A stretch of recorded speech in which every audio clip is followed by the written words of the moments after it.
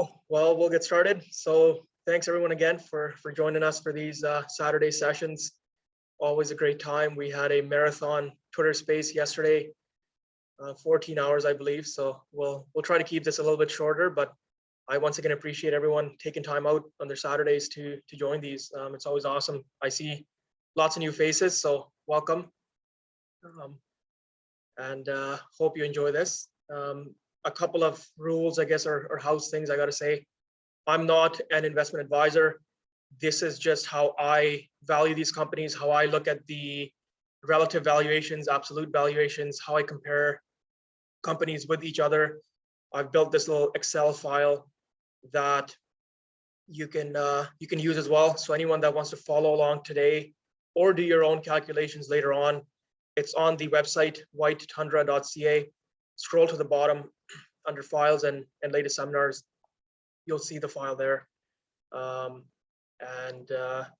Yeah, so please do your own due diligence. You have your own kind of risk tolerances and your portfolio constructions. So this is just a tool that I use to go through the stocks that I'm interested in. The stocks we'll be talking about today: PetroTal, Gran Tierra, and Bonterra. For full disclosure, I don't own any of these at the moment. My portfolio, I just updated both of them yesterday. So the latest holdings are on the website again, right on the homepage, as of yesterday's close. So I try to be as transparent as possible with these kinds of things. I also have my contact information here. So if there's any questions and any issues with the spreadsheet, feel free to contact me. I kind of mentioned this a lot, but I've had some excellent chats here with people I've met over Zoom or on Twitter over the last couple of weeks, couple of months actually, and we've discussed a lot of ideas and come up with a lot of things that were just awesome. So feel free to contact me. I literally breathe oil and gas, and it's in my veins. So I can talk all day about this kind of stuff and investments for sure. The recording of today's seminar will be on the website, again, in this kind of area here. We'll have it uploaded, and you can have a look at the previous seminars as well. The companies that we cover are in this list right here under upcoming events. So any companies you're interested in, I have the April 2nd and April 16th session now booked. So hopefully to keep these going as long as people are interested in making use of these. And the last thing I will say is that we're not going to do a macro session today, just because they've been getting longer and longer. We were up to 3 hours last time. So the latest macro is available. The recording is right here. It covers investments or inventories, supply, demand, the impact of renewables, emerging markets, kind of all that kind of stuff. If you're new to oil and gas, you want a quick and dirty kind of, well, it's not really quick, but if you want an in-depth understanding of what's going on worldwide, which countries can bring on supply, where's the demand coming from, you're worried about the news about Iran and Venezuela, etc. This video here covers it all. So please have a look there. I've switched the macro to be every 4 weeks just because the last session was like 6 hours and it's just too much for Saturday. So we'll kind of leave it a bit flexible. And yeah, I think we'll get started. So this is the spreadsheet. If you download it off the website, it's the exact same sheet. I just have my 3 companies pre-filled in with some other stuff in there. So we'll get started here. So it's very simple. If you are an investment advisor, you're in some sort of financial background, you may not be happy with some of the inaccuracies here, but when you're evaluating 50 or 60 companies, you can afford to have a 1% or 2% kind of inaccuracy there, because you're trying to find the top kind of companies you're looking for. And that's how I use this spreadsheet. I'll pump in all the numbers after the quarterly results, and I'll find kind of my top 5 or 7 or 10 that I really like, that screen well based on the cash flow metrics. And then I'll spend time doing the deeper dives. I'll go through the production production results, operational performance, some of the debt metrics, when is the debt due, management's credibility, the stability of the dividend, well by well results, where is their capital efficiencies, etc. But you know, no one really has time to do that for 50 or 60 companies. You have to knock down the list to your top 5 or 7 or 10 and then go through them. So that's how the spreadsheet is built. It's a relative valuation tool to compare companies to each other. So I've got pushback that, you know, I'm not taking into account the inventory, or I'm not taking into account the tax pools and all this. Well, if every company in the sector has relatively the same positioning, it doesn't really matter because they all kind of even out in the end. And if the company does screen well on cash flow metrics, you will come upon things in the deep dive anyway. So that's kind of how it's built. So we'll get started with Petrotel, which is a name that I missed out on, admittedly, but you know, we're here now and we're sitting at a Brent environment of $115 plus. You know, the strip is over $100, so things have changed and the share prices have not gone up that much. So we still have this very attractive valuations, very attractive entry points. So yeah, so we'll get started. So the first box is just the company name, Petrotel, easy. You want to open the latest quarterly results. So for Petrotel, it's their 3rd quarter reporting package. For anyone, for future presentations, if you want all these files sent to you, I have a mailing list set up. So if you want to get on the mailing list and you want these files, the Q3 results and whatnot sent to you, please shoot me an email or a DM and I'll get you on the next ones so that you have these ready to go. But if you're looking for them right now, just go to PetroTalCorp.com and download the latest 3rd quarter 2021 reporting package. And the first number we're looking for is our average production. So 9,508 is what Petrotel tells us for Q3. You always want to look at the latest quarter of production. So if you have Q4, look at that. If you have Q3, look at that. We're kind of in the middle of earnings season, so it's hit and miss. But 9,508 barrels of oil per day. So Petrotel is 100% oil. They don't produce any gas, which makes our calculation a bit easier. So our liquids percentage would be 100%. And I'm going to throw it in as light oil, just because it trades on a WTI/Brent pricing, even though it is maybe a little bit on the heavier side. So that's that. The next thing we're looking for is a shares outstanding. So if you go to their corporate presentation, the latest one on the website, you scroll to the top, they tell you they got 833 million shares outstanding. So we're going to put that in there. And for anyone using this spreadsheet, please take the units into account. I've had a couple questions where people were putting in the entire share count, but you want to put it in millions or in Canadian dollars, etc. And this explanation text kind of gives you the full understanding of that as well. The share price of Petrotel closed on Friday was 70 cents. So we're going to put that in there. And we get our market cap, which is the total value of all the company's shares. So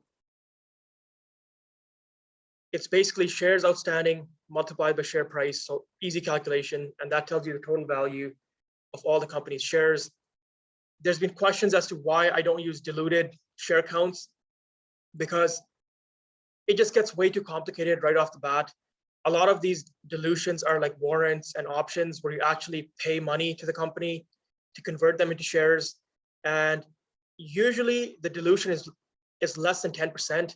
In most cases, it's like 3 to 4%, maybe even lower. So it doesn't really make a difference at the end of the day. If you want to use diluted share counts, you know, feel free to do that. This spreadsheet is fully flexible to however you want to run it. There's no hard and fast rules. You know, you want to use diluted share counts, you want to convert everything to US dollars, you know, the spreadsheet still works just fine. So that's kind of the nice part there. The next thing we need is the net debt. So although we have a updated number as of December 31st, you want to make sure everything is consistent to the Q3 results. So we're going to go back to the Q3 results, and I'm just going to search for net debt, and it says PetroTal reported net debt of $53.2 million as of September 30th. And that is US dollars. So we got to convert that into Canadian dollars. 53.2 million US is roughly 68 million Canadian. So I'm going to put that in there. And you get the enterprise value. The enterprise value is a metric that tells us the total value of the company. So the shares and the debt. If I was to go in and say, look, I want to buy all of PetroTal today, this is kind of what the market is telling me the company is worth. That's known as the enterprise value. And what that also gives us is the debt to EV ratio, which is how much of the company's value is in debt. And why is that important? Because when oil prices and commodity prices are going down, you don't want a company that's very heavily indebted as a percentage of their total value, because that's where the risk of bankruptcy comes from, the risk of getting taken under, lines of credits pulled on the companies. And opposite to that, in a rising price environment, the more debt you have, the more financial leverage you get, and the more the share prices usually go up compared to their peers. But this metric is very subjective, depending on your portfolio construction, your risk tolerance. You want to kind of, pick companies that fit that mandate. If this value is 0.5, that tells you that half the company is in shares and half the company is in debt, which is kind of the maximum that a lot of people really should be going for in decent pricing environments. But you know what? There's a lot of people that want more highly levered plays. So again, it's all subjective. It's just a metric you can compare within companies. So, okay, debt capacity. If the company has a really high debt to EV ratio, I will sometimes look at the debt capacity, which tells you how much unused line of credit do they have, how much unused bank debt can they take on. It gives you a safety net margin on how low of an oil price can they take. With PetroTal, they're in really good shape on the debt situation, so I'm not concerned at all. An optional box in the orange, and all the yellow boxes are the ones you got to fill in. PetroTal has no dividends, so 0. And the next two metrics we need are adjusted funds flow and free cash flow. So what are these? Adjusted funds flow is the money that the company made after all the expenses. So tax, interest, operating cost, salaries for the employees, the box of pens that they bought for their meeting room, et cetera, et cetera. So after every single cost, how much money did the company make? That's known as adjusted funds flow. Once you take adjusted funds flow, we need to subtract capital cost. So cost to drill wells, complete wells, all the equipment on site. So you take that, which is known as capital cost, and you subtract that from adjusted funds flow, and you get free cash flow.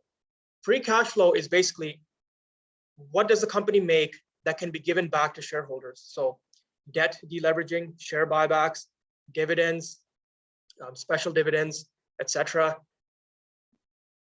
That money is a free cash flow. What does the company generate to give back to shareholders is known as free cash flow. So again, adjusted funds flow minus capital cost is a free cash flow. So we'll look for these two numbers in PetroTal's reporting package here. So unfortunately, a lot of companies have done a very poor job with showing these kinds of metrics clearly. So PetroTal is one of them. So we have to do a little bit of math here. They say that free cash flow generation year to date is $6 million US. So, okay. But that doesn't really tell us what they made in Q3. We need the last quarter's numbers. So unfortunately, the reporting package doesn't give us this number. So the math we're going to do is we go to their Q2 report, and we find that in where is it? In their year to date by Q2. So the amount of free cash flow they had until June 30th, 2021 was $11.5 million US. Until September 30th, year to date, it was 6 million.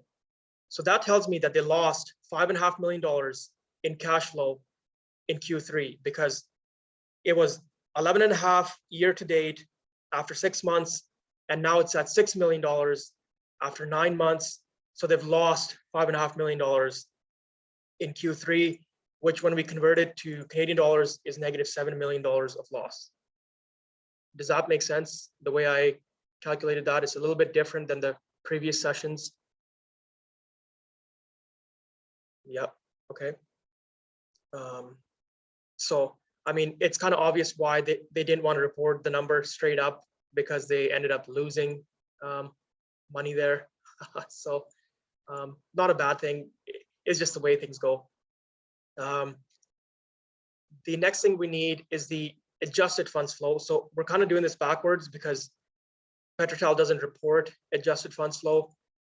So we're going to calculate it, adjusted funds flow, by doing free cash flow plus capital equals adjusted funds flow. So just reversing the calculation there. Their capital expenditures for Q3 was 26.1 million. You convert that to Canadian dollars, that's about 33 million. So free cash flow -7 plus capital 33 million equals adjusted funds flow 26 million. -7 plus 33 equals 26. So that's the way that I'm calculating this. And okay, so we have our free cash flow for the last quarter. Now we need to adjust this for the hedging losses, because hedging is a short-term strategy. The hedges change quarter to quarter, year to year, and they adjust the free cash flow because free cash flow is always reported after hedging. But for the future quarters, for the future years, the hedging situation changes. So our free cash flow changes. So what we want to do is get the actual true free cash flow before any hedges, any derivative contracts. And that tells us what did the company make on an operational level before the finance, people got involved and screwed up the reporting on it. So we will look for the hedging impact for the last quarter. And again, usually I just Control F and search for what I'm looking for. And what we find is that for Q3, PetroTal made about $300,000 in hedging gains. So they're one of the few companies that actually ended up making money on hedges in Q3 of 2021. If you go through my previous sessions, I mean, a lot of companies just got whacked on their hedging losses, but PetroTal did good. They made $300,000. So I'm going to put that in here as 0.3. And share buybacks was 0. PetroTal does not have a share buyback in place right now. So we have the last quarter's total free cash flow, -$7 million Canadian.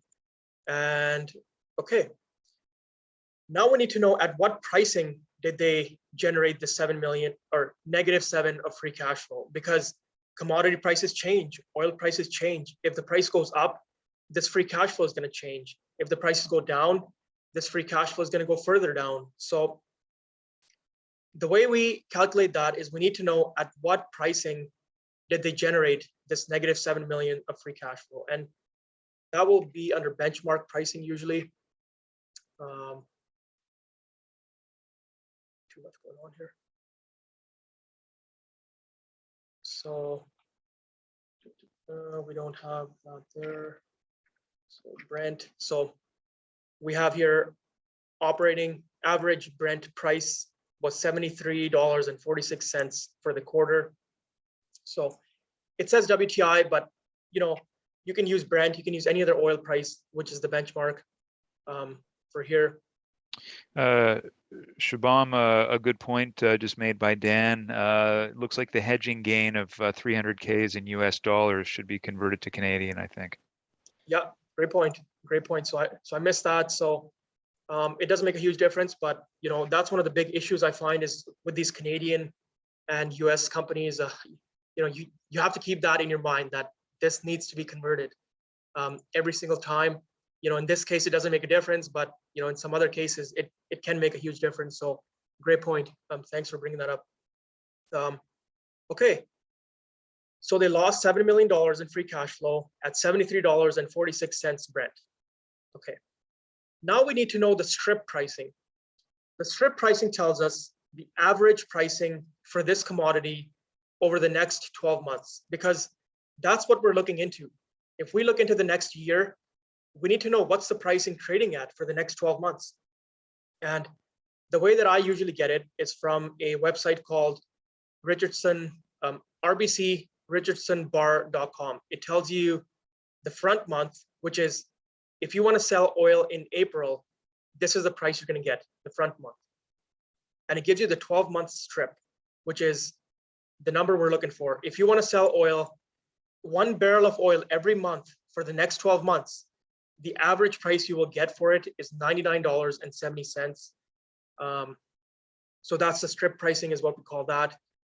Usually there's this website called cmegroup.com, which gives you the pricing month by month, and you can actually manually calculate it. And you should learn how to do that anyways, just so you can verify these numbers. But this has been pretty bang on so far. And I found that this is a lot easier once you know where the number comes from, which is again, take the next 12 months and divide them or add them up and divide by 12 to get your average sales price. But this is great. And all the links that I talk about today are on the website as well. If you go on the top under dashboards and then links, all the links that I use are there for you in case you missed something. So you can access them right away. And yeah, this website is great. It gives you a lot of information here as well. So again, this is the number we're looking for, 99.70. And we're going to throw that in here under strip pricing. This company has no exposure to WCS or NGL, so I'm not going to put that in there, but we will discuss when we get to Bonterra that it does have exposure to these commodities, so you will have to put that in there at that point. So there's a question here that why am I not using the Brent strip? Again, I want to get back to the same point that it doesn't really matter. We don't want to get stuck in these intricacies of 1 to 2% differences here and there, because we just want to get the main point. If the company doesn't compete on cash flow, why are we going in and trying to figuring out all these things? So you're absolutely right. We should be using Brent strip, but in the last kind of year or so, Brent and WTI have only differed by $1 or $2. And this website doesn't give you the Brent strip as far as I know here. So again, I'm just trying to make things easy, but for the sake of this calculation, let's add $2 to this WTI strip and use the Brent strip. So again, 99.70 plus $2 roughly, and put that in there. So, it doesn't have any gas production, PetroTal, so 0. I'll just leave that blank, and you're done. That's all you need to do to get the information that the spreadsheet spits out at you. So, pretty relatively easy stuff being done here. And once you have a lot of this information, like last quarter's pricing, you can just copy paste it to the new companies because it's going to be the exact same. It doesn't change from company to company. And you're done. So what does the spreadsheet tell you? At strip pricing, the annualized free cash flow using last quarter's metrics was $95 million.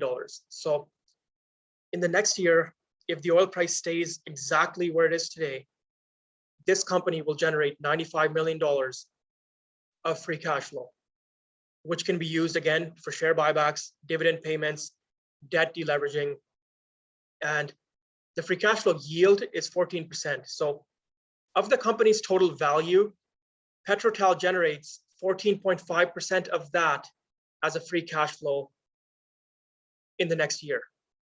Why is that important? Because that tells you that the company can pay a 14.5% dividend if it wants to keep its debt the same as it is today and its share count the same as it is today. It can pay a 14% dividend to you right now. Okay. And the spreadsheet tells you all these metrics over the range of WTI pricing / Brent pricing. I think I will have to adjust the spreadsheet now because it was built to a max of 110. I think we're going a little bit higher here, or potentially could be anyway. So I'm going to adjust this shortly here, and I'll post an updated Excel file in the next couple of days. But that's basically what this metric tells you. But how do we bring that back to a share price? What's the actual share price worth if we only have a yield here? That doesn't really tell us much. So the way I calculate that is I look for a 12.5% yield on my investments in the oil and gas space. Why 12.5%? Because that's kind of what I want. I want about a 6 to 7% dividend yield, and the rest of the 5% can be used for share buybacks and paying off debt. I think that's a pretty fair metric to use. For those who were on Eric Nuttall's call yesterday, he used 13%, which is 12.5, 13, same thing. And that's what I'm looking for. That's what I think these multiples will get back to once the companies are deleveraged and paying dividends. I think 12.5% is a pretty fair metric to use, conservative in some ways, because companies were trading at even better metrics in the past. So, looking great. So 12.5% a year. If I have 12.5% over 8 years, that means the company can buy back all its shares and pay off all its debt in 8 years as well. If you want to look at it from a different way, if they don't pay a dividend, they can buy back all their shares and pay back all their debt in 8 years. 12.5% a year for 8 years is 100%. So that's where that calculation is coming from. And the 8 years at 12.5% means the way I value the share price is I multiply my free cash flow by 8. So it's known as an 8 times free cash flow metric, and 8 times free cash flow calculation. So you take your free cash flow, you multiply it by 8. That's your enterprise value of the company in today's date on an FCF times 8 metric. From the enterprise value, you subtract debt. So the enterprise value is 757, but the shares are the EV minus your debt. So 689 is the value of the shares, the fair share price on an 8 times multiple, and the valuation of the equity, so the market cap. And then it's just easy. You take your valuation for your equity and you divide it by the number of shares outstanding, which we've calculated before, and the spreadsheet does it for you, and you get a fair share price of 83 cents at strip pricing. At $100 oil, it's different. At 110, it's different. So that's kind of where we are today.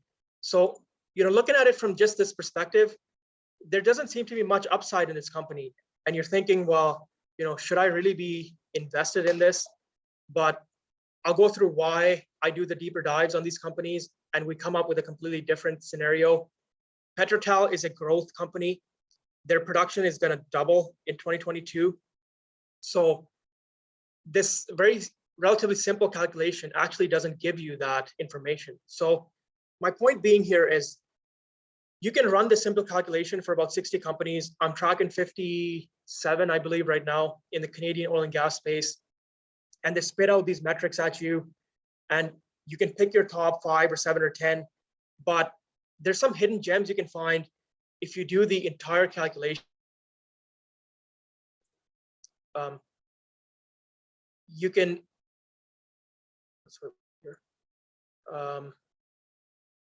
so for me personally, when I'm going through growth companies, I would go through the entire calculation. If you're looking at companies that keep production flat, this is all I do. I just go through these basic metrics and leave it there. Okay. Look at the chart here. Yeah, okay. So the other way to value companies, which you'll see in a lot of charts put out by Eric and some other people, is the adjusted funds flow times 4 metric. Same calculation, just a different metric. So instead of multiplying free cash flow by 8, we are going to multiply adjusted funds flow by 4. These are the two most common metrics I've seen to value companies in the oil and gas space. And you don't have to use free cash flow times 8. If you think the company is riskier, you want a 20% yield, you go free cash flow times 5, right? 20% over 5 years, it gets back to that 100% metric. So you're always trying to find out how many years does the company take to get to that 100% metric, and that's how many years you multiply the free cash flow by. Very flexible spreadsheet. You can change the calculation here however you want. I usually use free cash flow times 8 for almost all companies in the oil and gas space. I will use free cash flow times 6 on companies with a little bit more risk, geopolitical risk potentially. But for the sake of this calculation, I'm just going to leave it times 8 for now. There's a question here. Could you put the production at just 20,000? So that's not going to change anything because they didn't produce 20,000 in Q3. And we need to adjust for the production later on by actually figuring out how much money does the increased production make. So I will get to that here eventually. So are there any questions on this part so far, where we are? So FCF is free cash flow. AFF is adjusted funds flow. That's your question there, Dale. Free cash flow is this first metric here that he's talking about when he talks about FCF yields and the company can privatize in so many years. That's what he's talking about here.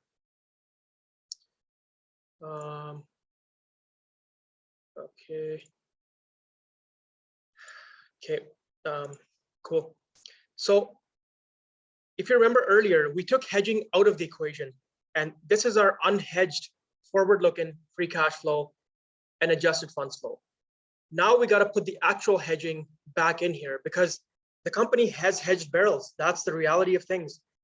It hasn't hedged at these pricing that it did in Q3, but there are hedges in place that we need to account for. So most companies will tell you this right away. So for Q4, you have to look at an older corporate presentation. And we go to, it's always in the way. We go to the corporate presentation, we'll look for derivatives. That doesn't come up. So, hedging, we'll look at hedging, what they're saying here. And what they tell us for the hedging is they hedged 44% of their Q4 production at $60 a barrel Brent. Okay, so 44% of the production is roughly 4,200 barrels. So we're going to put that in there. Number of barrels hedged, it will be 4,200.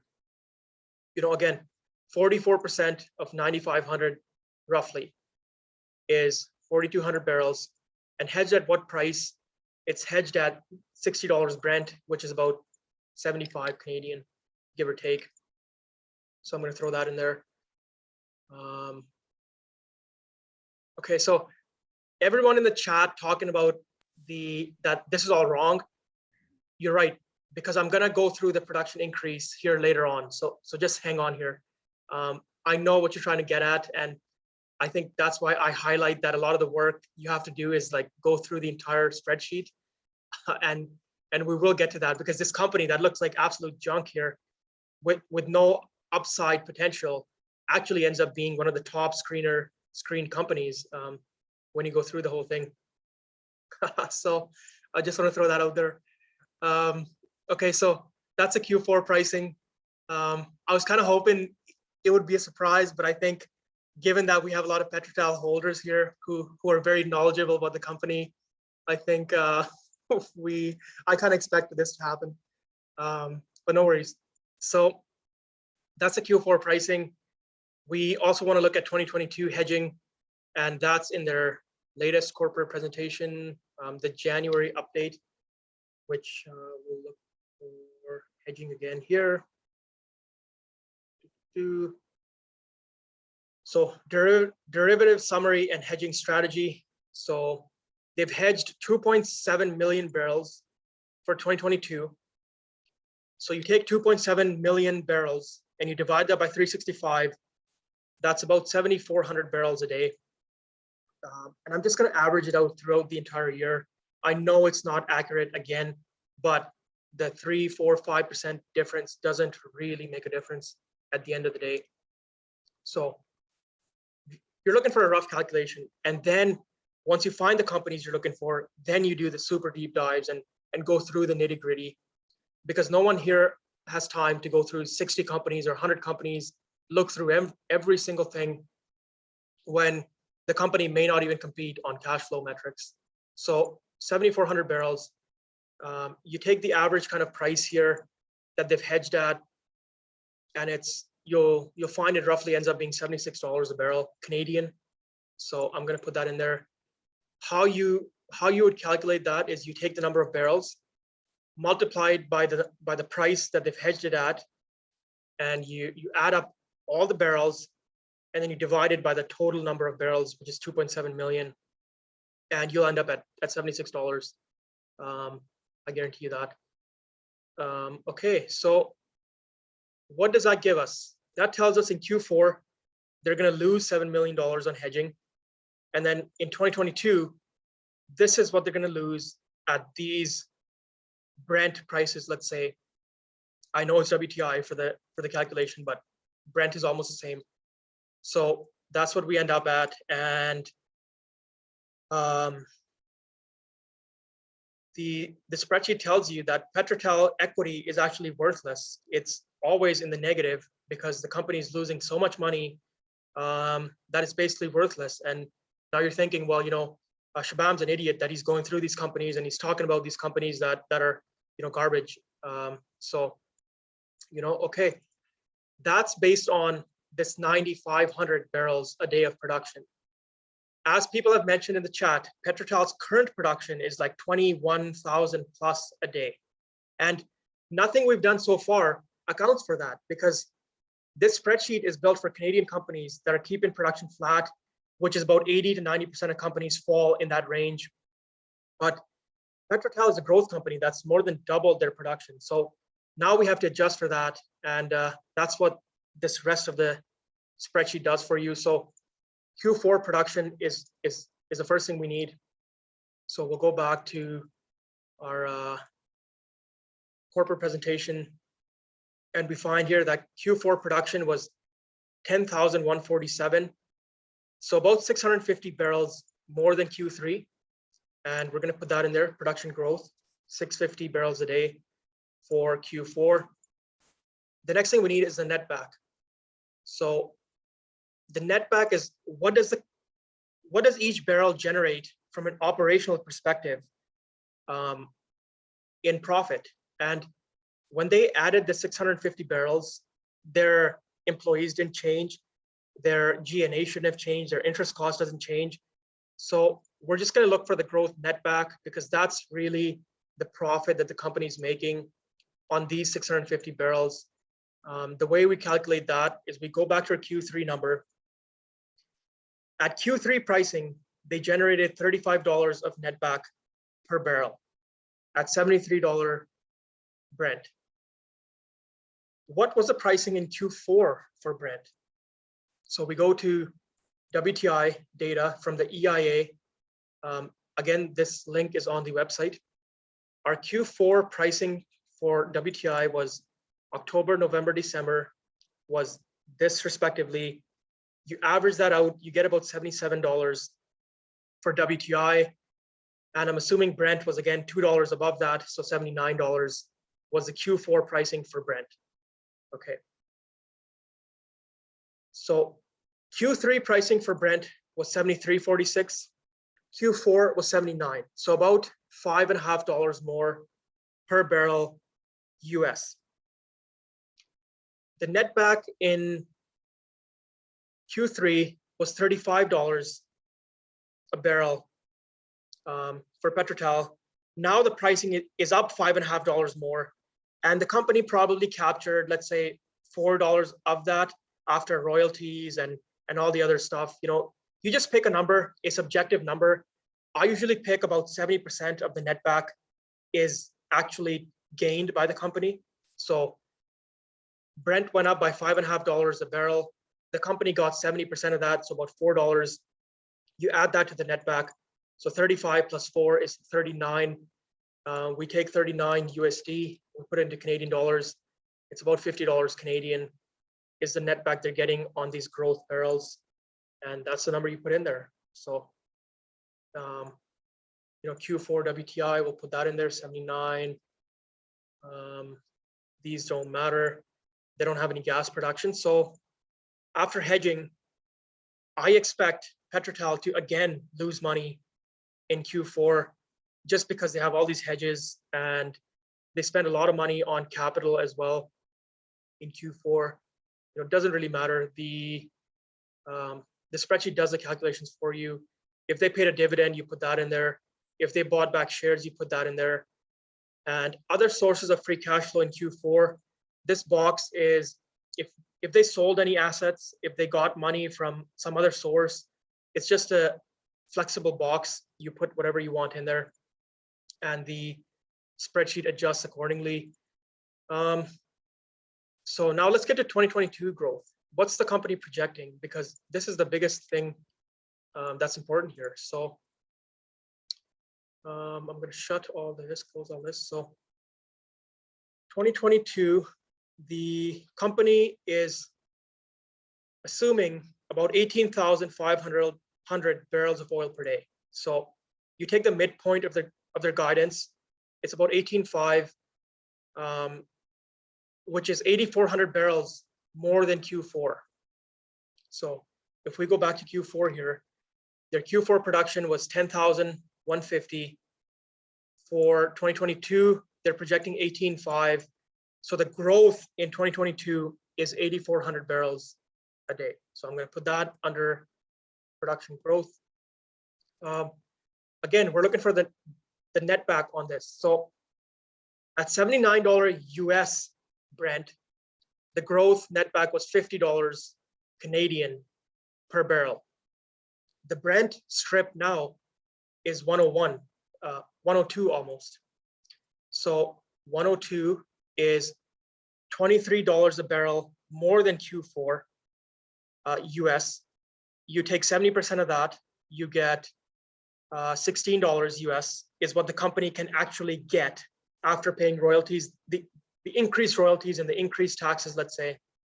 They get about $16 Canadian.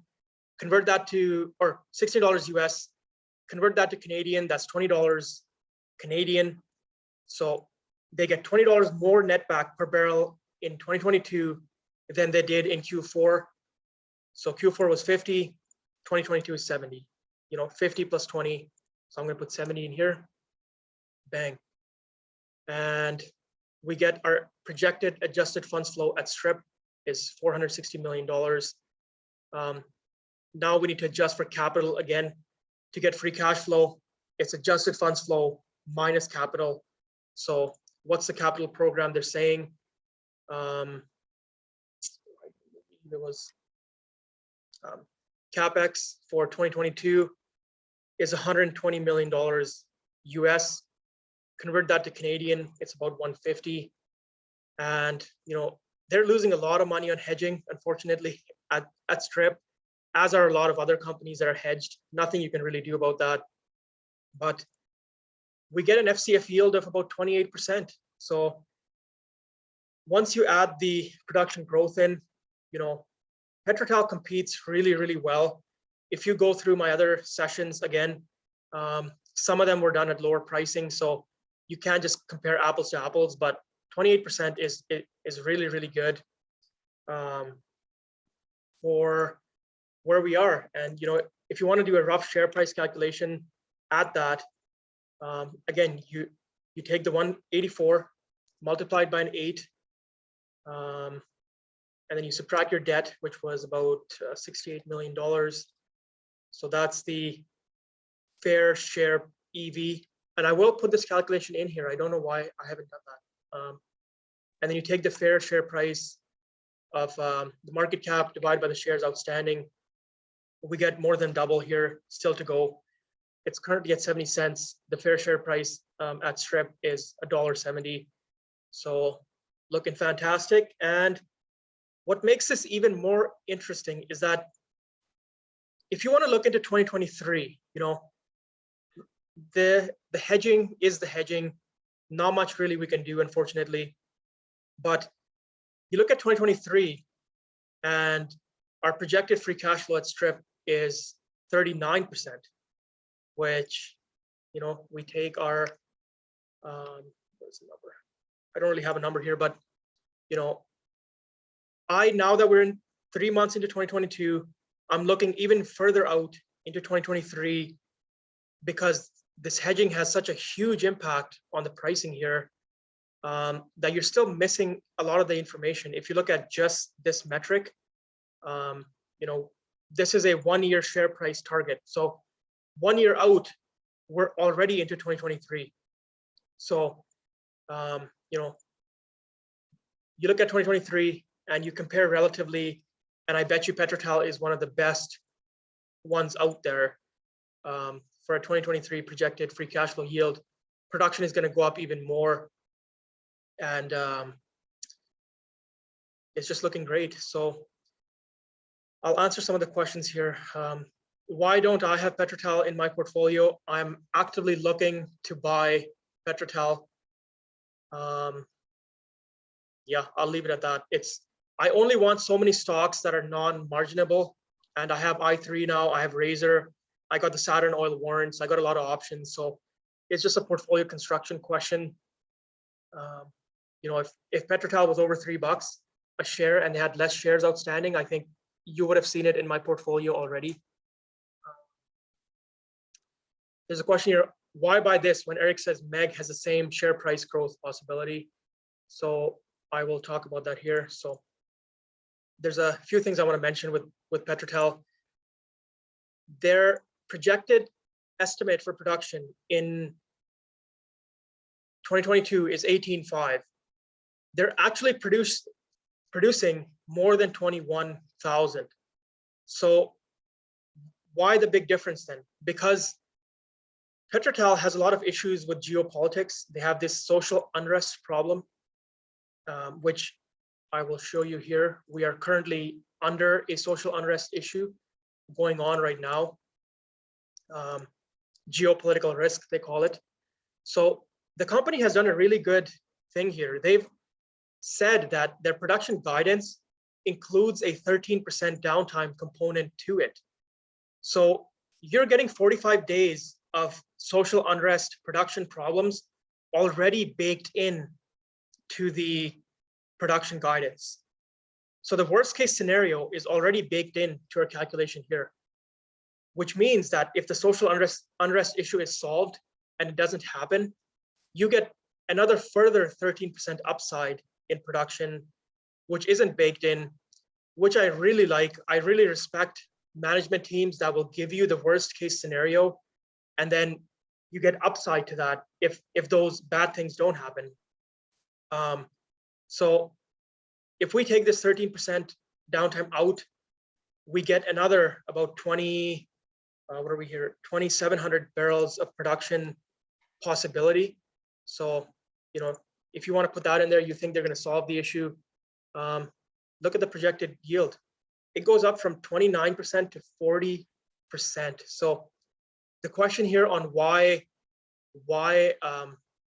pick this compared to MEG, because the torque you get here, if these bad things, if this worst case scenario doesn't happen, is very, very profitable. You get a lot of extra torque there for free, which a lot of people who don't do this kind of work, they wouldn't realize these things. They just look at this guidance as, blah, blah, blah, and they put that in their model. Well, that's assuming worst case scenario. So just keep that in mind, sort of these things. The other thing I want to mention is PetroTal has some of the best wells that you can have in current day climate. Their BN10H well paid out in less than 30 days, which means it recovered all its cost in less than 30 days. They have, I believe, 3 or 4 more drills planned for this year. So you're getting excellent capital efficiencies with this name. If they want to bring these wells further up, they could maybe take advantage of the higher pricing as well. So you're getting a lot of productivity here that you don't get with a name like Meg, for example. And I have Meg. Like, Meg is one of my biggest positions, so I'm not trying to downplay Meg. I'm saying this is a high risk, high reward name, which is the specialty of today's presentation. Is all 3 names here are high risk, high reward. This social unrest could get so bad that the entire company has to shut in production for 6 months. That's a downside you take that you don't have with Meg. Meg is steady Eddie, stable production, and you get what you're paying for there. So those are the things I want to highlight with PetroTal. Some of the things I've noticed. Their production, again, Q1, they're only projecting 16.3. I just showed you February, they were at 21.1. So 5,000 more than what they're projecting in upside. However, like I said, that production is down to 4,000 barrels right now because the social unrest issue has come back. Couple other points I'll make on PetroTal. Their free cash flow number that they report here is wrong.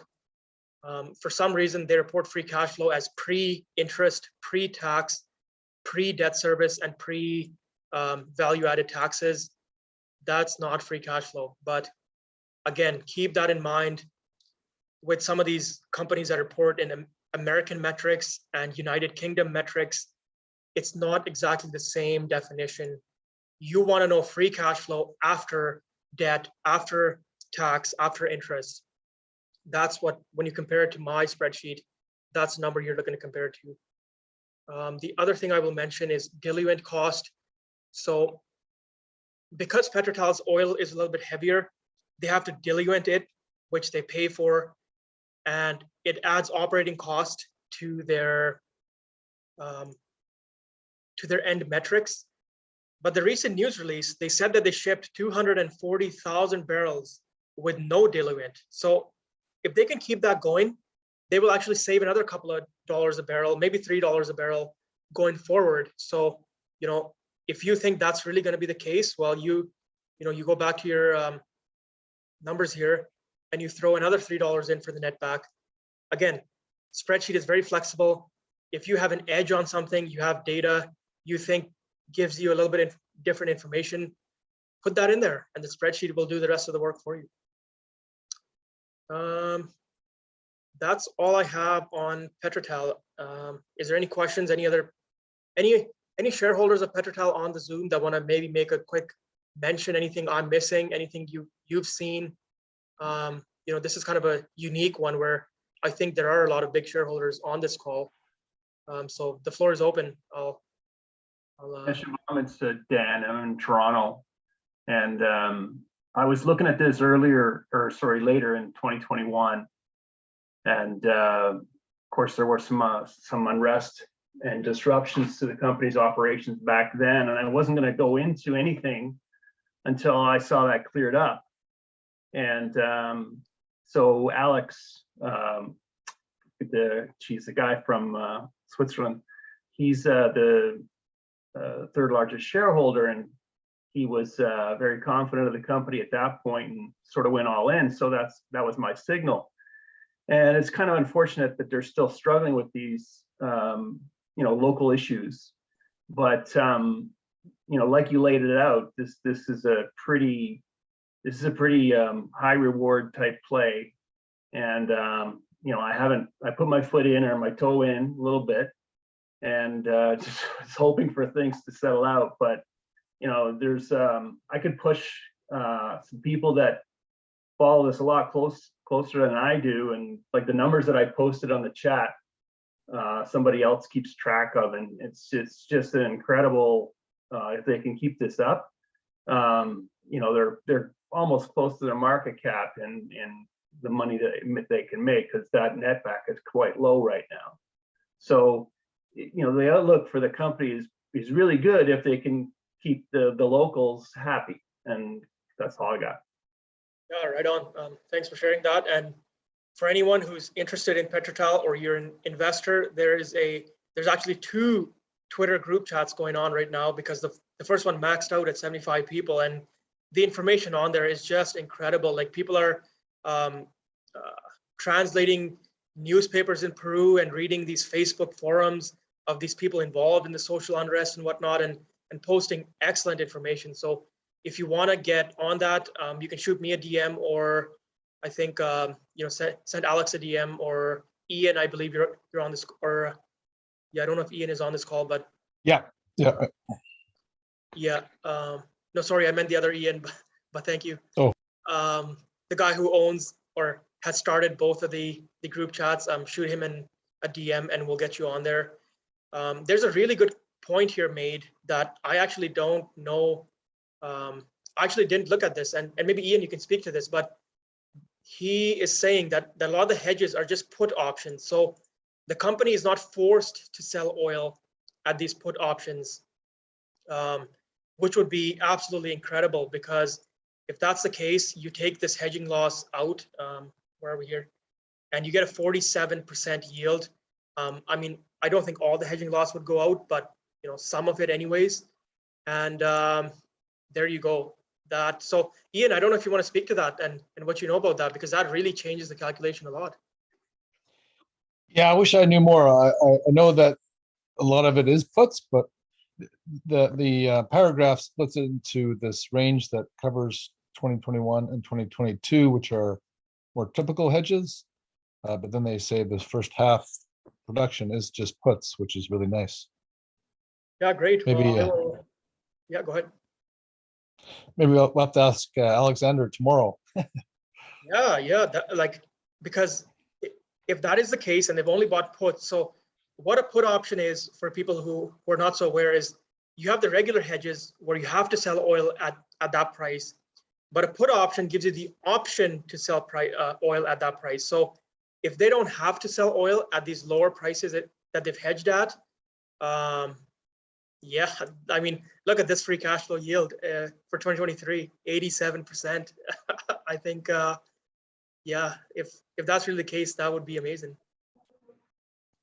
And the other thing I will mention with PetroTal is that we do have the social unrest issue, and the share price fell 15%, but it has rebounded. So I think people are kind of realizing that the worst case scenario has been baked in to the guidance, which I think leaves us with the only upside to have if the worst case scenario doesn't happen. Yeah. Share price has been flat since February 10th. Yeah, I believe it is because of the geopolitical risk. People on the ground must have realized that a little bit earlier than the news release, maybe. But I mean, yeah, we're gonna have to get this figured out with the hedging situation, because if that's the case, I mean, that's quite insane. That's probably top tier here, probably the top screened company I've seen based on Q4 results as well. The other issue, Shubham, I think you mentioned, maybe not, about Russia. If they can't export everything, they have to shut in wells, which would harm their future production. Would that necessarily also apply to PetroTal having to shut in production due to this social unrest? Yeah, so thanks for bringing that up. So I don't think PetroTal is really affected by that, because they probably have really good like quick cycle procedures in place to shut in these wells properly, given that they know it's going to happen multiple times a year, or they're setting up for that anyway. So I don't really see that as a big problem with a company like this, because they would have definitely made plans and procedures so that the wells don't get damaged, the reservoirs don't get damaged, and they can kind of make up for that production in a way with flush production as well. But what I'll do, maybe we could chat about PetroTal all day, but we have a meeting tomorrow with Alexander at 11 a.m. Mountain Time. So I'll leave a lot of the kind of other talk till then, and some of the share. Yeah, go ahead, Alfonso. Yeah, Siobhan, I just wanted to mention that one of the things that happens with shutting in and bringing back your production is that when your wells are old, when you have old wells, that's when you really have a problem bringing back production. But if they're new wells, and I think we have a natural aquifer with PetroTal, and I think, and we have had this social unrest before, so bringing back the wells wasn't an issue. You know, it does come back with close production, like you said. Perfect. Well, there you go. So that's firsthand knowledge there of what's going on. So I appreciate that. And yeah, like I said, we have a chat tomorrow with Alexander, who is an 8% holder, 11 a.m. Mountain Time. So I'll leave some of the other questions to him and the others that know better. But what I'm trying to highlight is just the valuation here. Yeah, there's a lot of risk, but a lot of it is baked in, and you get the high reward with it. And I will again say this for full disclosure, I don't have a position right now, and maybe I should have bought at 60 cents when it dropped here last week, but I thought it was going to keep dropping if the social unrest issue kept going on. But people obviously have front run me and have the same thought as me. So cool. Well, we'll end that there, and we'll move on to Gran Tierra then. Can I ask one last question on PetroTal? Yeah, go ahead. Yeah. Do you have an opinion on which is the best shares to buy? Because obviously it's traded in Canada, it's traded in London, in the US. There's like there's a ticker as well. Is there any disadvantage of that US ticker? I can't say for sure, but if it's an over-the-counter ticker, I assume there's less liquidity there, and the bid-ask spreads are pretty wide. I prefer the Canadian ticker just because that's what I have access to, and there's a lot of liquidity there, and it allows you to kind of see the whole picture of what's going on. But again, not everyone has access to the Canadian market as well. But that's kind of what I would say is look at the liquidity. If it's any what do you call it? Any share price that has liquidity in it is usually fine if it's the same across different countries. But I think the over-the-counter definitely is a lot less liquid, and you might find it hard to buy bigger blocks if you're looking for that. So, Okay, thank you. Great, thanks. I do have I joined in a bit late because I had another meeting. What range did you have for intrinsic value for PetroTal? sorry, range of Valuation. okay, so the one problem with this spreadsheet right now, the way it's built, is that I only have the full range for the pre-production growth, kind of like Q3 metrics. I don't have it built for the taking into account the huge production growth yet. But let's say they have put options on these hedges, and the hedging impact is not what the hedges would tell us here. Basically, I would put a six multiple. Let's put a 6 multiple on it, subtract the debt, and then I'm just doing the same calculation that's been done up here manually. So yeah, so if you take a 6 multiple on it, that's kind of what you're looking for on a worst case scenario. If I take the same calculation and I put an 8 multiple on it, you're looking at about $2.84, so 4 times. So if we can verify that they're put options, this is the range that I would kind of compare it against, compared to the rest of my other equities. Thanks a lot. Yeah, you betcha. Can I ask a question? Yeah, go ahead. Yeah. So on this whole business about the OTC stocks in the US, people need to get educated. They're going to buy a Canadian stock. The first thing they need to do is get on their website and at otcmarkets.com, put in the name of the company or the ticker symbol, and they'll tell you right there whether it's a shitty pink sheets, because the gray markets don't exist anymore in the US. They put all those people out of business. They made them put at least a lousy pink sheets or a regular pink sheets or an OTCQX or OTCQB listing. Now, the only reason I bought Petrotel is because it has a full-blown OTCQX listing in the United States. So that tells me that this management from Calgary, and I guess I don't know how much is in Calgary because it seems like they have an office in Houston too. So, most of the management's in Calgary, and I own nothing but Canadian producers. They're so damn far behind the times. They're like, we're going to be talking about Bonterra next or later. Their stock in the U.S. Sucks. It's totally worthless. But Petrotel has as much liquidity, if not more, than in Canada. You can go to Globe and Mail, set up your watch list there for free at the Globe and Mail website, and you put in both ticker symbols for the Canadian ticker symbol and the US ticker symbol, and you can track all these Canadian stocks, both in their TSX listed or the US listing. And it's for free, and it gives you on time, for the Canadian side, it gives you on time, real time, stock quotes.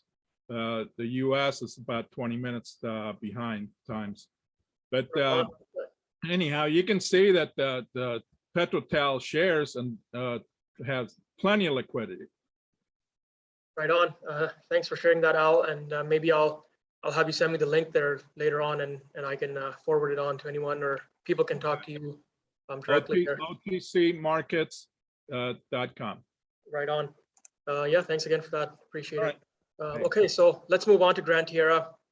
Another name that's kind of I've been bombarded by questions on it and why I'm not covering it and why I don't like it, etc. So we'll go through the presentation, and I'll show you why at $80 oil I did not like it, but now maybe it becomes very attractive. So everything is the exact same.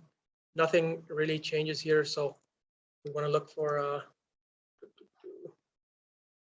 production. Okay, so our production for again, I have the Q3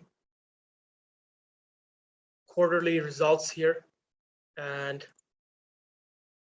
wow, they definitely make it complicated.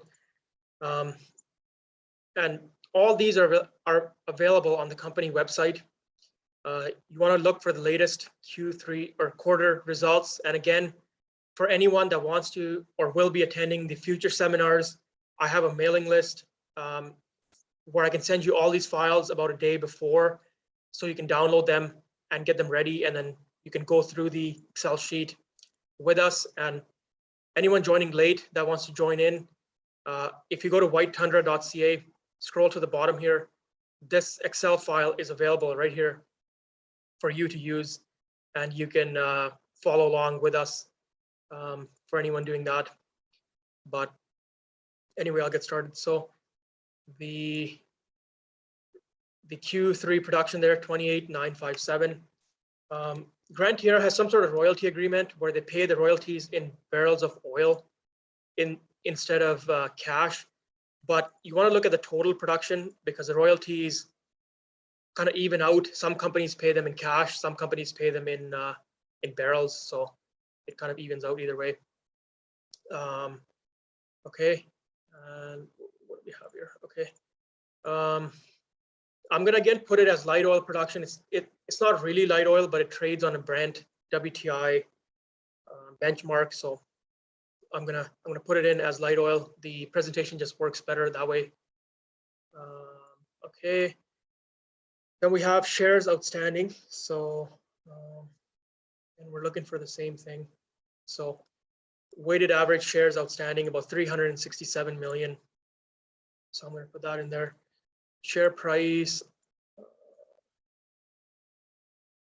was 195. Yep. So 195. Put that in there. The next thing you're looking for is the net debt. So same thing. We're just looking for the same metrics always.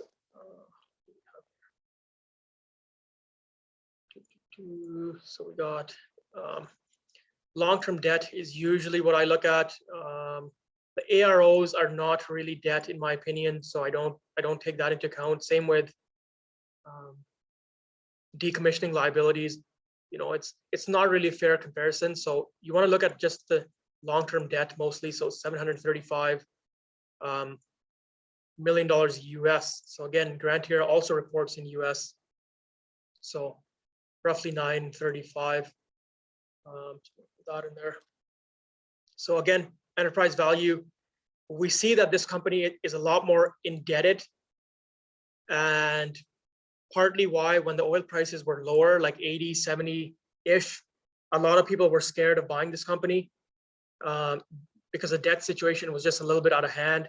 However, now that oil prices are rising, you get a lot of financial leverage on your shares. So just keep that in mind. When oil prices are rising, the companies with higher debts will actually end up doing better from a share price perspective. That's not gospel. It's just the relative trend of what happens in most cases. So I'm going to put that in there. I know Gran Tierra has a lot of debt capacity, and I'm not really concerned about it at $110 or $15 oil. So again, this is more subjective. If you want to put it in, you can. There's no dividend, so zero. Yeah, so again, I know that some companies update their corporate presentations with Q4 ending debt and whatnot, but unfortunately, we take Q4 into account here later on. So when you're using Q3 metrics, you want to use Q3 metrics for everything and then account for Q4 stuff here, because we don't have Q4 metrics for all of them. So we can't just use, pick and choose certain things. It screws up the way you're doing the calculation. Adjusted funds flow, free cash flow. So same thing we're looking for here. Adjusted funds. So how did they reference this? Okay, so funds flow from operations, another way to call adjusted funds flow, just another name for it. So about $70 million, which in Canadian dollars would be about 84-ish. So I'm gonna put that in there. Just check here.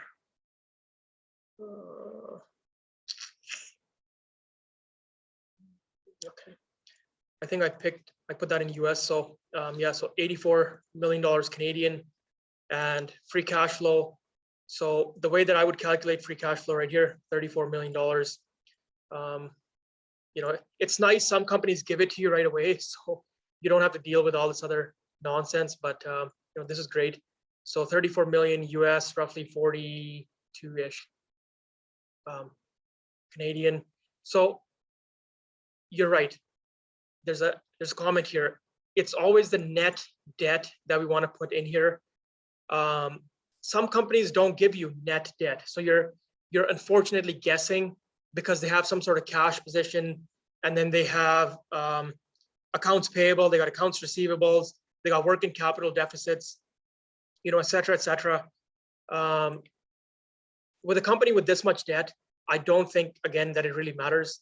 And they don't give me the net debt, so I'm going to have to spend all this time looking for all the debt metrics and whatnot, and I'm just going to leave it for now because, again, if the company doesn't compete on cash flow basis, spending all that time is A, not worth it, and B, we don't have 1,000 hours a day either to do that kind of in-depth research. But yeah, net debt is usually what you're looking for. If the company gives that to you, that's what you want to use.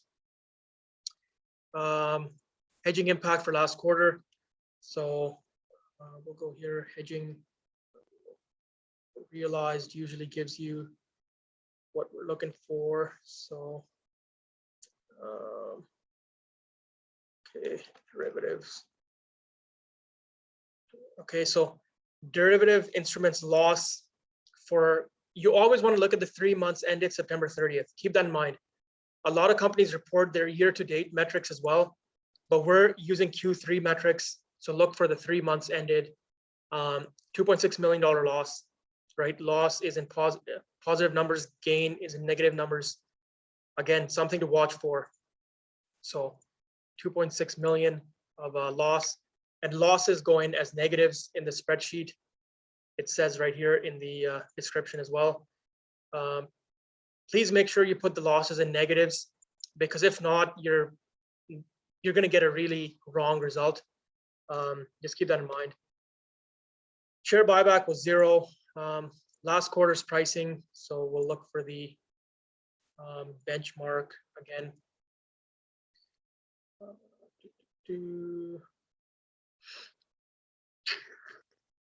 Brent. Okay, so Brent 73.23 US dollars. I'm gonna put that in there. Our strip pricing, which we already know from PetroTal, was 101.70, so I'm gonna put that in there. Yeah, good point. So the hedging was, again, I missed this point again, was in US dollars. So, 3.2. Okay. That's it, you're done. So because this company doesn't produce any WCS or NGLs or gas, we ignore all that. Liquids percentage, 100%. I'm sure they produce some gas or some NGL, but you know what? It doesn't really matter. They don't think it's important enough to report it, so whatever. And you get your same sheet here. It's the exact same calculations. At strip pricing, we're looking at a fair share price of, pretty damn good here. So this is one of the most highest torque companies that I've seen out there. Again, at $80 oil, the shares were like $1.25 or something. So it didn't compete on what I saw as a potential there. But you get to these sorts of pricings and the torque is just through the roof here, what we're seeing here. So at $100 oil, I mean, is anyone really surprised why it's been one of the best performers over the last kind of week/10 days?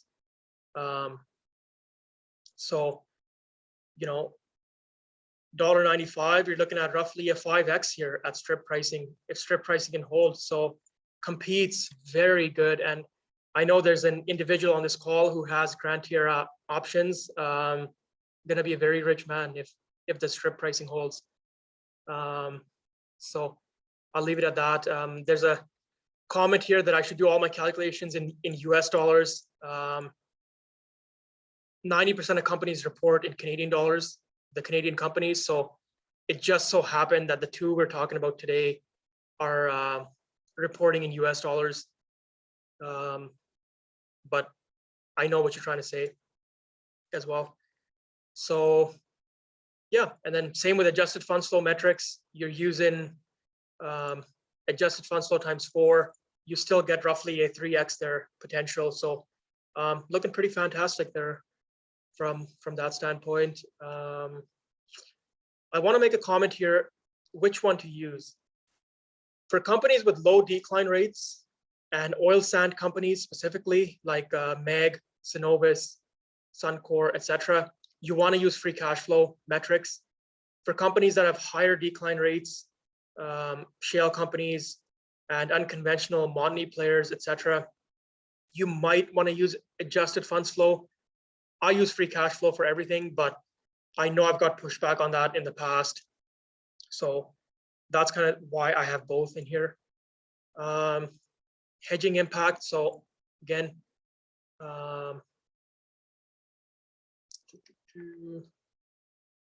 hedging profile. So you have your Brent hedging programs. You have, if you want the Q4 hedging, you sometimes have to go back and find an older version of the corporate presentation. So again, keep that in mind. The exact same math. So I'm just gonna take my numbers here.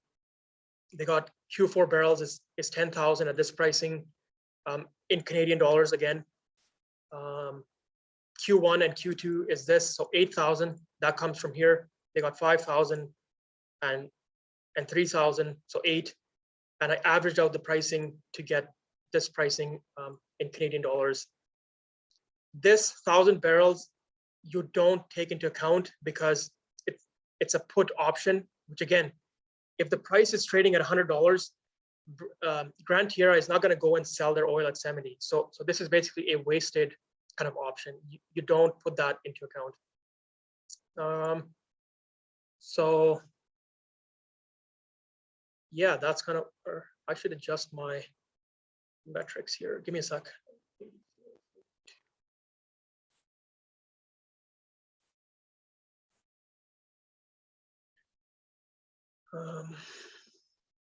Okay, so again, we end up at strip pricing, even with the hedges taken into account, which are losing money.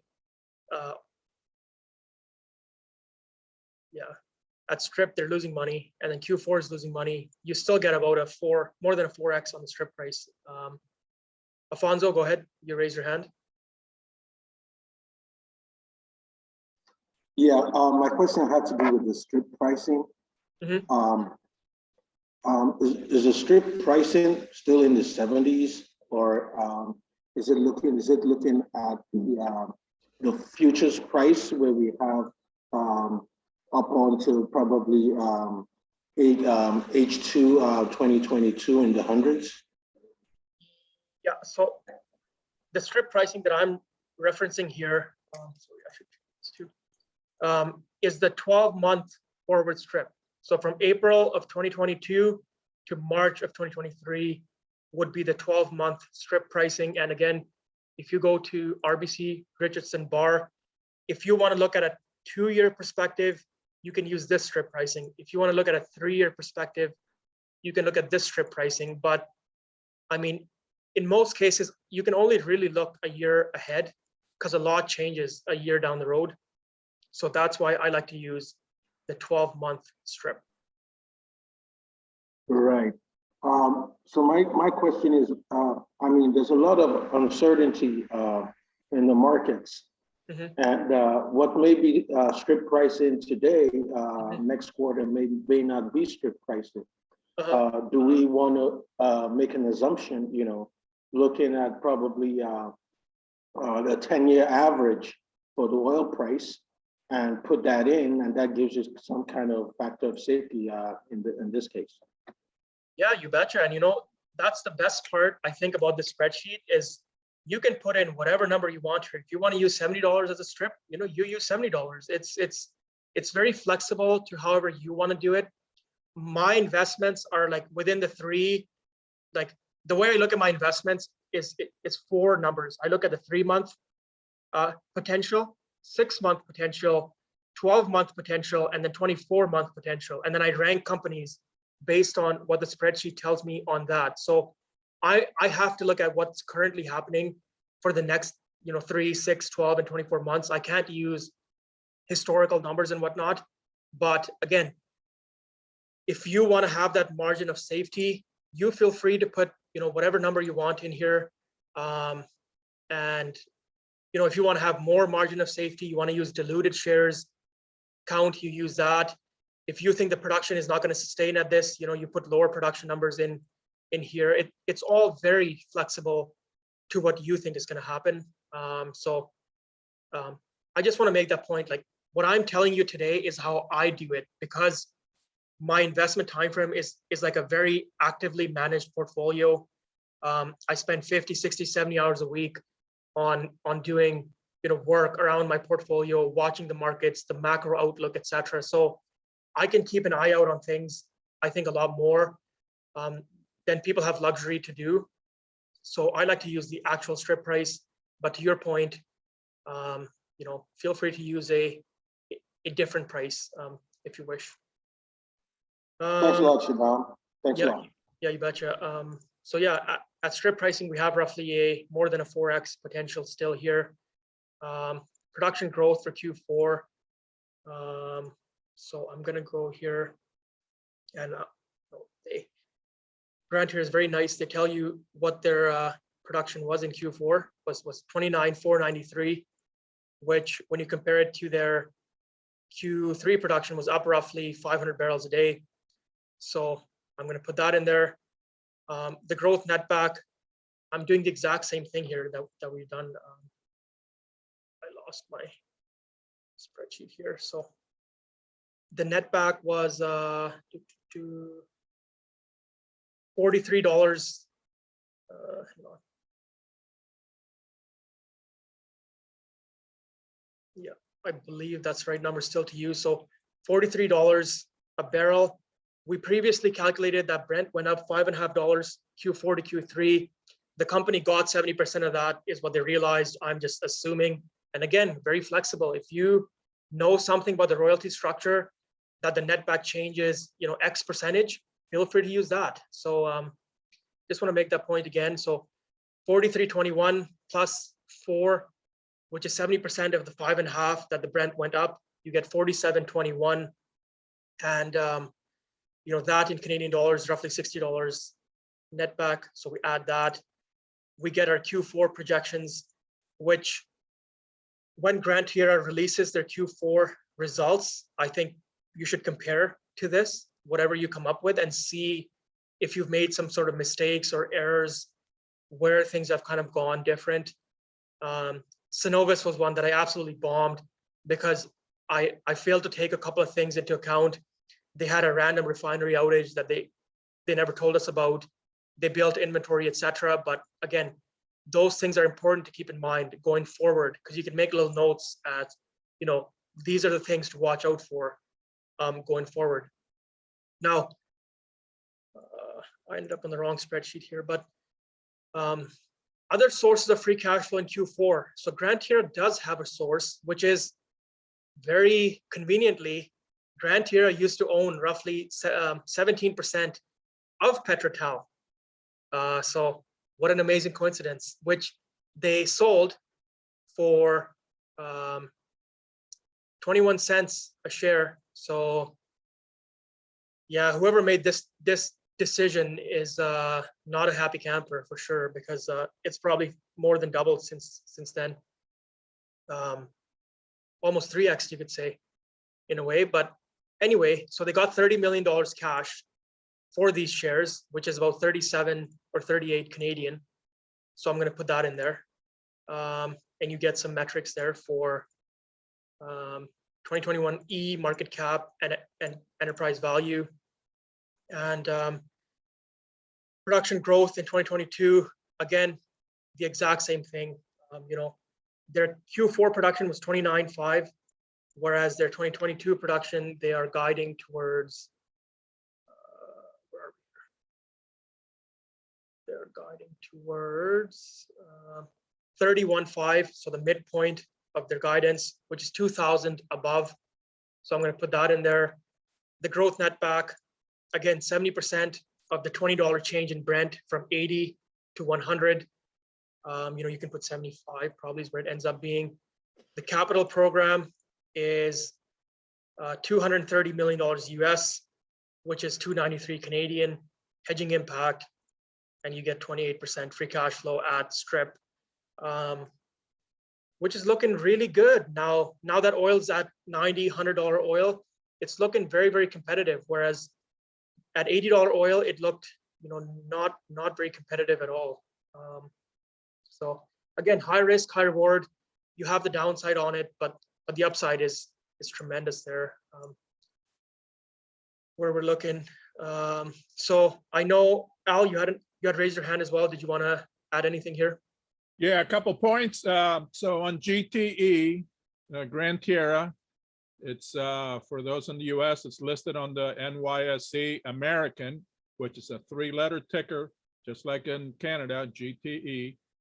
And you can buy it for free, no trading commission. So, and so that's one nice thing you can say about Gran Tierra. They've had a hell of a nice listing in the US, having the NYSE American listing, which is what Obsidian just went to. They also have back their 3-letter ticker symbol OBE in the United States under NYSE American. And looks like Baytex is going to go the same route here pretty soon too, as the price of oil keep going up.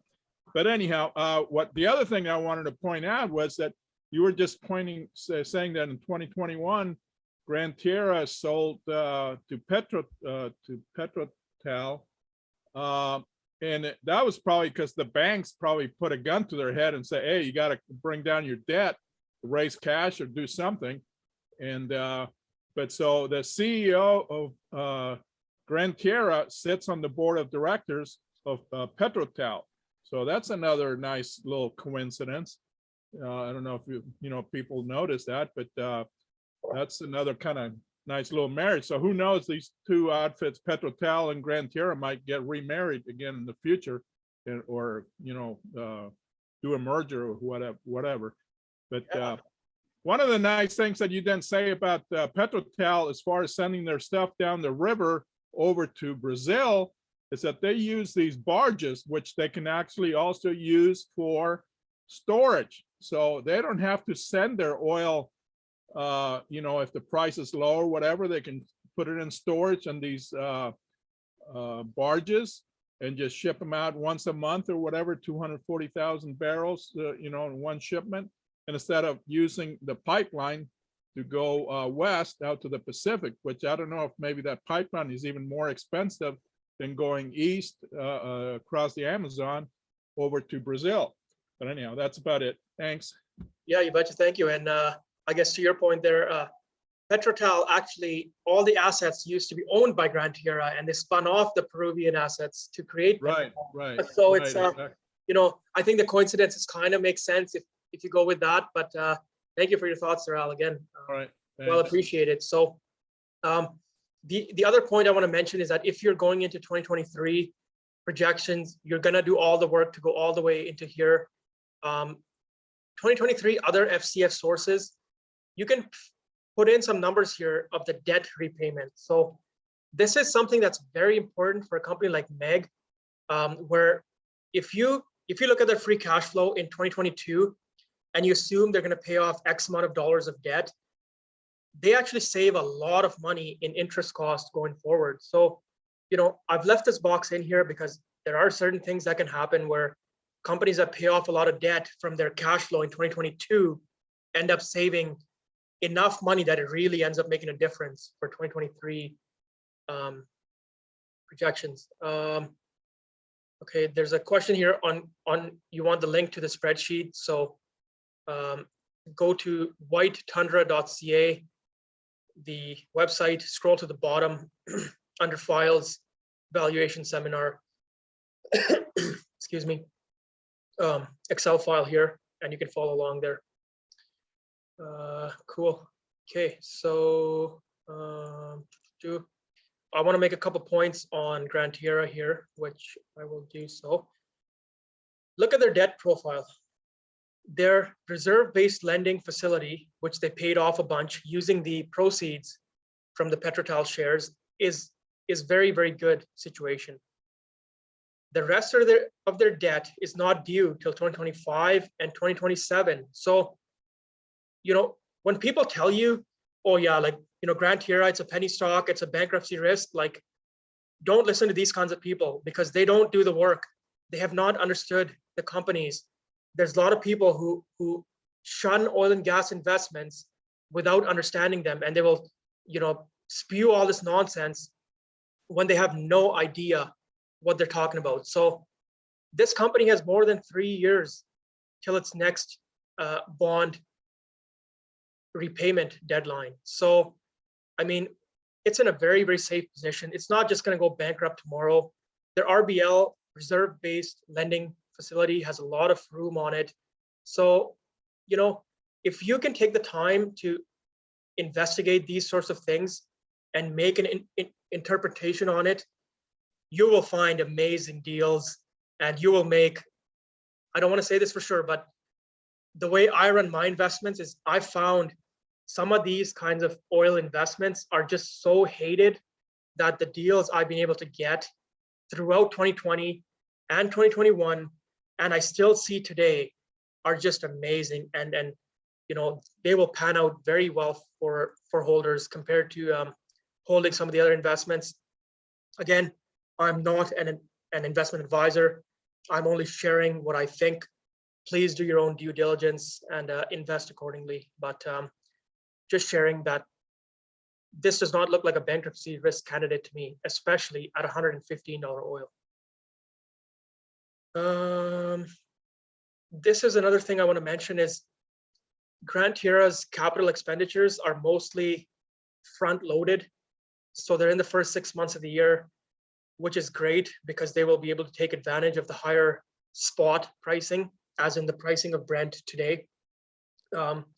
If some of these wells come online in March, April, May, looking fantastic. So keep an eye out on where, at what time of the year the company spends their money, because it makes a big difference to the overall production profiles and how much money they can generate and take advantage of these very, very good strip pricings.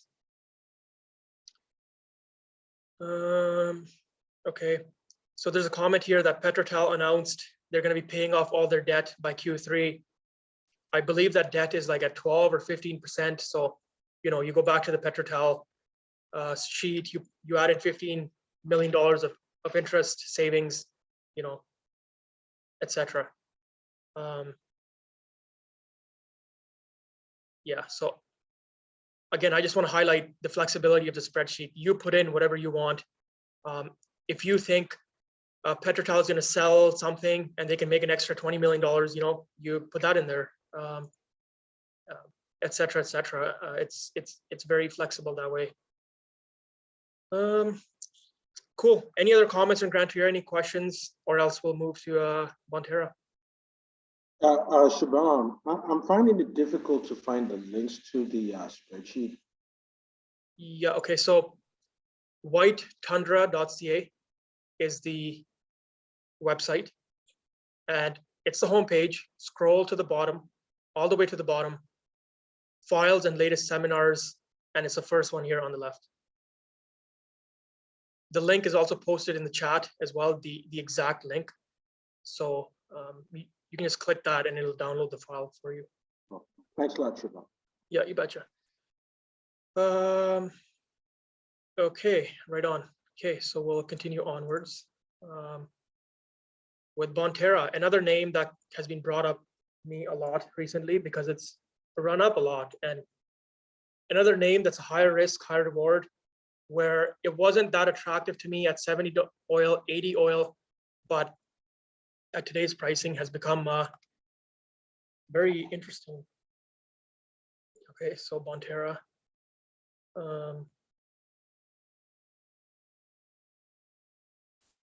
Q3 presentation, again, average BOEs 12,542.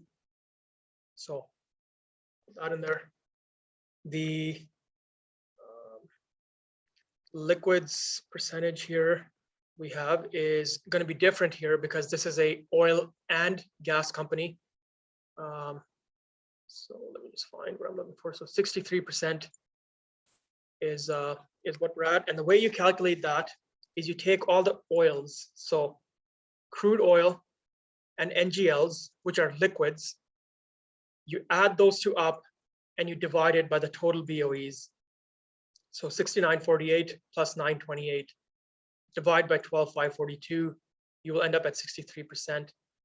And then you fill in the rest of the way that the company is structured, 6948, and then 928 on the NGLs. Put that in there.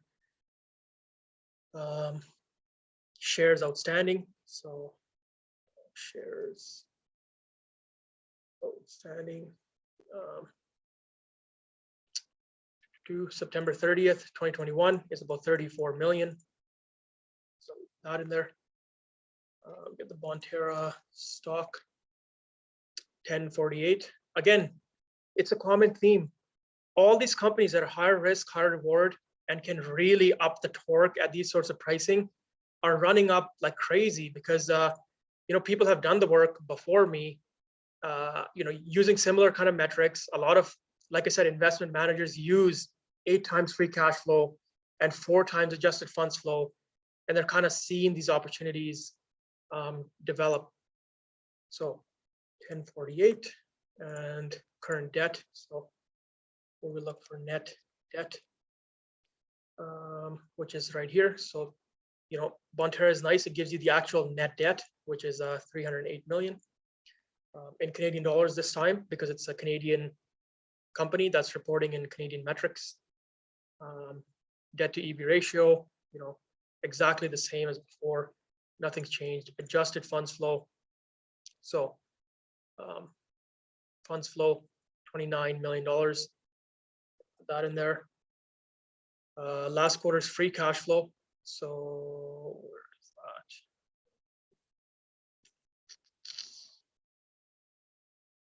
So 18.6 million invested in Q3. So we're gonna do this calculation. So 29 was the adjusted funds flow minus capital 19 equals free cash flow. So 10, 29 minus 19. Hedging impact. So this is important. So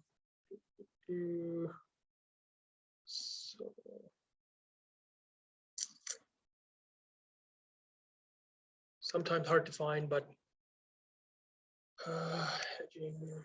Okay, that didn't bring up anything. So derivatives. It's right there. So risk management contracts, you always want to look at the realized gain because that's what they actually lost in those 3 months specifically. So $5 million.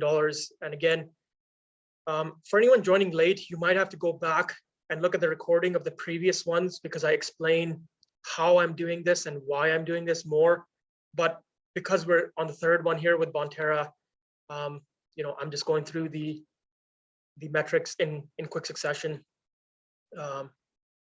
So just pointing that out because I see some people have joined here a little late. So benchmark pricing, crude oil, WTI, $70.56, and gas, $3.58. So we're going to put that in there, $70.56, and AECO will be $3.58. Since it's a Canadian company, all their operations are in Canada. I'm going to assume their gas is all on the AECO hub, which is the Canadian gas hub. If it's a company like Baytex that has US production as well, you want to look at the actual hubs where they're selling their oil and maybe put them separately here. But this is a Canadian company, all Canadian operations. It's going to be AECO pricing. The strip pricing for WTI, again, from the same website, rbcrichardsonbar.com, $99.70. NGL is a little bit harder to find. A lot of companies don't report the NGL price for some reason, and I really don't know why, because it is a liquid at the end of the day, and it should be reported accordingly. Where are we here? So what I've been finding is you can find companies that do report NGLs. I believe Whitecap was one of them. And just take their number and extrapolate it here. I don't think it's very important, so I'm going to put $29 is what it was, and 29 is what it's going to be. It's not accurate, you're right, but it makes up less than 15% of their overall liquids production. So I'm going to go with the inaccuracy for now. If you have a better read on NGL's pricing, again, you put in whatever you want in there, and you get a better, more accurate number. This AECO strip pricing is from a website called gasalberta.com. And again, this link is on the website as well under dashboards and links. And it gives you the next 12 months of pricing. You take the next 12 months, add them up and divide by 12, you'll end up at around 460.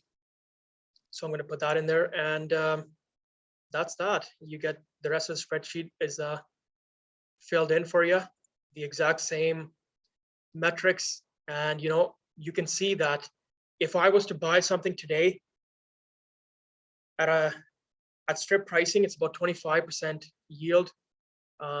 Gran Tierra gives me 34%. So are you willing to stomach the geopolitical risk and get an extra 10% in free cash flow yield? That's a question I can't answer for you. You depending on your portfolio construction, your risk tolerance, your due diligence, etc. So this was 4.6, I should say. And the hedging, just for the sake of time, we've been at this for about 2 hours here. The hedging, if you go through the exact same way that I did the hedging for Petrotel and Gran Tierra, this is the hedging you end up with. And they have gas hedges as well. So we put that in. If we look at the corporate presentation, it breaks it down for you right here. Weighted average oil hedges and weighted average gas hedges. I've taken this information and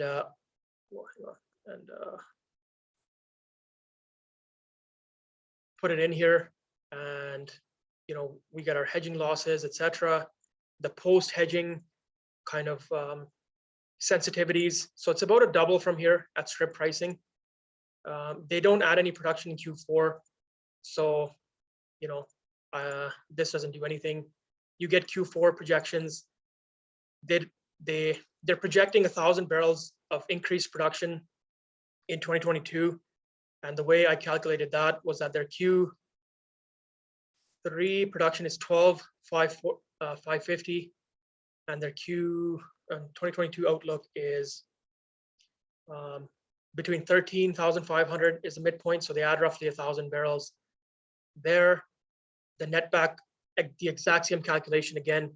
I've taken their Q3 net back and then adjusted for the change in pricing into the strip. Their 2022 capital program, again, take the midpoint, $60 million. I put that in there, and I get a projected free cash flow yield at strip post hedging. Again, Gran Tierra's was 28. Petrotel is, again, depending on whether they're hedged or not, with the put options is a little bit higher. You get that, and into 2023, once you have the spreadsheet figured out, you do 2 or 3 companies, it takes you no time to do like 10, 15, 20, 30 companies you're interested in. Once you know the metrics you're looking for, it's just bang, bang, bang. You put in all this information. The last quarter pricing in the strip doesn't change, so you leave them as is. This doesn't change really all that very much for most Canadian companies, and you can really do the work yourself and be happy, have conviction in what you're investing in. So again, I highly say that if you're new to the trade and you want to do the work yourself, this is freely available, and have a look at it. Put the numbers in, and you will find names that you really enjoy. Offer you the kind of debt metrics you want, the upside you want, etc. And I want to say a couple things on Bonterra. Again, I spoke to Gran Tierra's capital program being front loaded. Well, look at Bonterra. They drilled a whole bunch of wells in late 2021 and early 2022 that are now on production and are taking advantage of light oil trading at $150 Canadian a barrel. So, this just gives you the extra edge, and this is stuff that's due diligence that's done after the fact. Once you know that the company is screens well on free cash flow metrics, you can go ahead and do this kind of work. And just an extra upside that a lot of the wells that are coming online are kind of in this area in the last couple of months, and they can take advantage of this good pricing. This was shared to me by Rock Creek on Twitter. So for anyone that wants to understand more about this kind of stuff, give him a follow. It's Rock Creek Freak on Twitter. does amazing work with this kind of stuff and very in-depth knowledge and research. Same with this one here. So one of Bonterra's latest wells is not declining. It's actually increasing production because it's such a great well that they drilled. This well is probably paid out already, I bet, in 5 months, even though it was at last year's pricing. At last year's pricing, I would say it's paid off already. So this is just highlighting some of the due diligence work that's done after the fact. So after you pick your 5 or 7 or 10 companies that you really like, they screen well on cash flow metrics. That's when I would go out and do this kind of work and look at potential upsides, potential downsides, operational performance history, management credibility, dividend history, any catalysts I can find. And if you're interested in more of these kinds of deeper dives, please check out my last 2 presentations. I do a very deep dive on the well performance. Not a very deep dive, but I share some insight on well performance of Spartan Delta and Baytex and Surge Energy.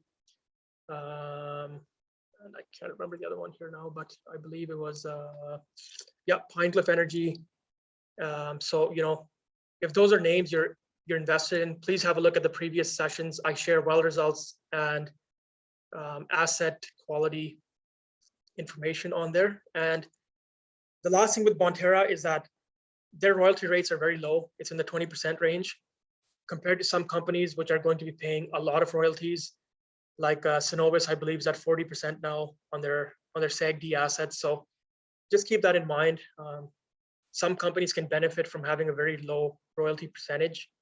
And as the prices go higher, it just adds that much more torque to their free cash flow metrics going forward. And that adds torque to how much dividends they can give you, how much share buybacks they can give you, and how much debt deleveraging they can do, et cetera, et cetera. One thing I will add about Bonterra, and I've said this before as well, their CEO, George Fink, a big shareholder of the company, went to the office every single day from the beginning of COVID. And he's about 83 or 85 years old.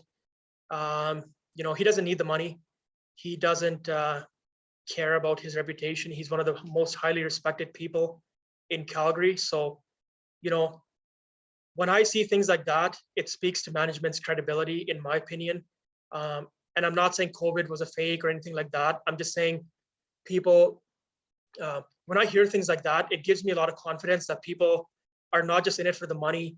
They're not in the oil industry because they get all these perks and whatnot.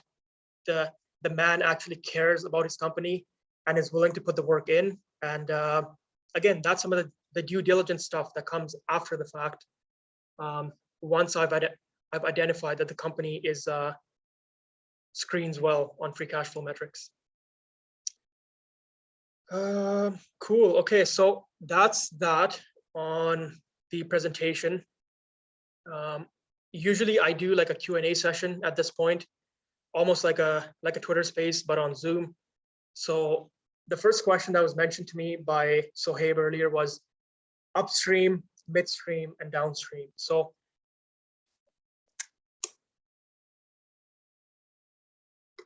why do I like the upstream better? So the reason is that when prices go higher, it's the upstream companies that have the most to benefit because they're the ones selling the oil at the end of the day. So you'll get much more torque to higher oil prices with upstream companies. The ones on the downstream and midstream side are like royalty plays and pipeline companies, refining companies. They basically get paid a set price for the transportation on their pipeline or for the royalty. It doesn't really change very much. So they are much safer plays, but they don't, to me, offer the upside torque that I'm looking for. Given all the work I do on the macro, I think oil prices are going to continue higher and stay sustained higher. And it's the upstream companies that in my opinion, can take the most advantage of that. I've spoken about service companies a lot in the past. I don't think they can increase their margins more than internal inflation and pass on more profit to the producers. So until I see that change, that's my thoughts on that. There's a question here on what are my top 3 picks. So if you go to my website right here, let's close all this. If you go to the website, I just updated my portfolio yesterday. I think my top 3 picks are pretty obvious from there onwards. My portfolio reflects what I find from the spreadsheets, what I find from my due diligence, what I think companies that I think have catalysts going forward, etc. So I try to update this once a month to keep it updated as much as possible, especially if I make any big changes in there as well. So hopefully that answers your question there, Raja. And then Paul asks, could you share your thoughts on Cenovus? So Cenovus is going to do extremely well long term. They have a very, very diligent management team. Alex Borbet is one of the most respected people in Calgary as well. So people who know what they're doing, they've turned this Cenovus story around. They've added the Husky assets and really synergized them within the company. From my holding perspective, I think they're being way too conservative. The debt payback targets just keep changing. The messaging is not clear. Do they want to buy MEG Energy? Do they want to buy ConocoPhillips's refineries in the US? Like it's just not clear in a way what the goal of the company is and where they're going. So that is kind of a negative right now. But I think for the long run, they're going to do extremely well. The free cash flow generation is through the roof.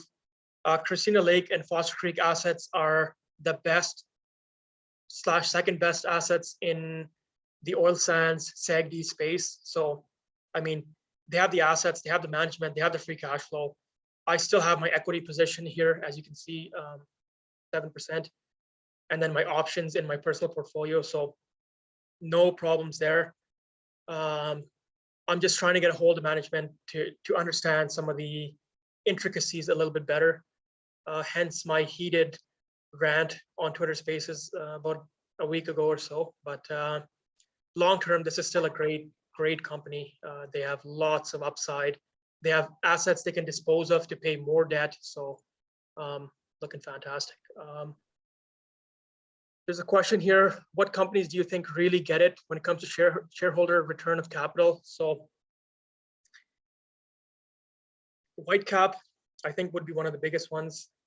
You could say ARC Resources is slowly getting there. MEG Energy's recent Q4 results announcement, I think, was incredible. They're front running what they think is going to happen and telling you that upfront. Suncor and CNRL have pretty decent dividends, about 4%-ish. On the royalty side, a lot of companies have good solid dividends in the 6 to 7% yield. Same with the pipelines. Baytex put out a really good news release. I was happy with that. So, you know, several companies are ultra conservative. Yeah, you're right. And I'm going to tell you right now, that is my biggest goal here in the next couple of months. I'm reaching out to companies and saying, look, you can't be putting slide decks showing $40 oil and $60 oil. And, you know, we're going to do this 6 months down the road, etc. I think I have a lot of people who are in the same mindset. And I'm going to take time to do that. I have a meeting set up with ARC Resources in the next couple of weeks. Because that's one company that I think the messaging is way too conservative and it's not clear what the plan is. So, you know, I'm going to tell you that's going to be one of my big focuses going forward is that exact point that you mentioned. And I know you, the person who's asking the question, have done this as well. So I appreciate you taking the time, and I'm kind of following in your footsteps in a way because I'm behind on that. So appreciate all you do. Any thoughts on M&A activity? So almost the entire private equity space in Canada is up for sale at about 2 to 2.5 times cash flow. And it's been on the block for a long, long time. So my thoughts are that there just is no appetite right now for M&A activity. You're going to see the small to mid caps add bolt-on acquisitions. So like acquisitions that add 10% to their production or 20%. But I just don't think there's any appetite right now for big acquisitions that add debt or significantly dilute shareholders. So that's kind of my thoughts on the M&A. There could be M&A on the service side potentially to take advantage of better metrics, better margins, but we'll kind of see what happens there. Any significance that I don't have ARC resources in my personal portfolio. So, okay, the white Tundra portfolio is 10 times the size of the personal portfolio. So I want to make that clear. So this 26% weighting of ARC in my white Tundra portfolio means way more than any positioning in the personal portfolio. So that's a great question, one that I get a lot, and I don't know how to really get that point across in these pie charts.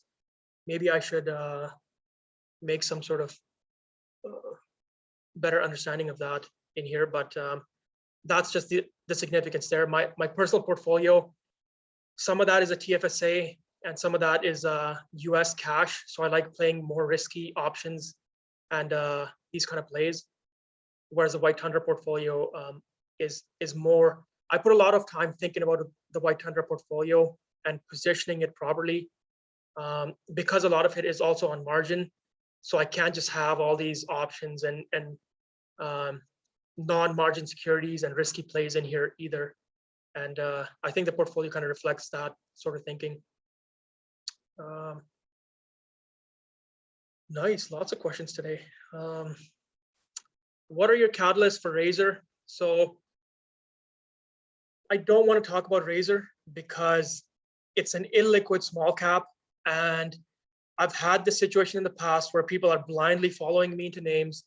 In fact, I've got messages that tell me, hey, I just copied your portfolio, percentage for percentage. And that's not really what I want to hear. So what I'll say is that I had a really good chat with Doug Bailey at Razor earlier this week, went through a lot of things, and I see some catalysts in the future in the production optimization area.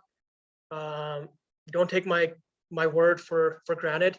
They could happen and they could not happen. So that's another reason I don't really want to talk about it yet, but Doug Bailey himself will be on a Twitter space in early April. So I will leave it up to him if he wants to talk about those things. But from my petroleum engineering background, I will tell you that these catalysts are something that I really focus on companies with Surge, with Spartan Delta. I've talked about this before. The well quality and the asset quality can change the metrics going forward materially. And I focus on companies like this, and Razor being one of them. And again, I'll let Doug speak directly, Doug Bailey, the CEO, to what he's thinking, because I don't want to put words in his mouth. What do you think about I3 farm out? I think it's fine. I wish they would have farmed out more of the percentage so they had less risk involved, because this company has drilled a couple of duds in the North Sea before. But you know what? It's fine. The company is generating so much free cash flow that the money they're spending on the North Sea is not a huge capital outlay anymore to their total company size. And management has done some incredible acquisitions over the last couple of years. So I have a lot more trust in them now to do the right thing and really pick the right partner and drill these wells more properly now than they did 3 or 4 years ago.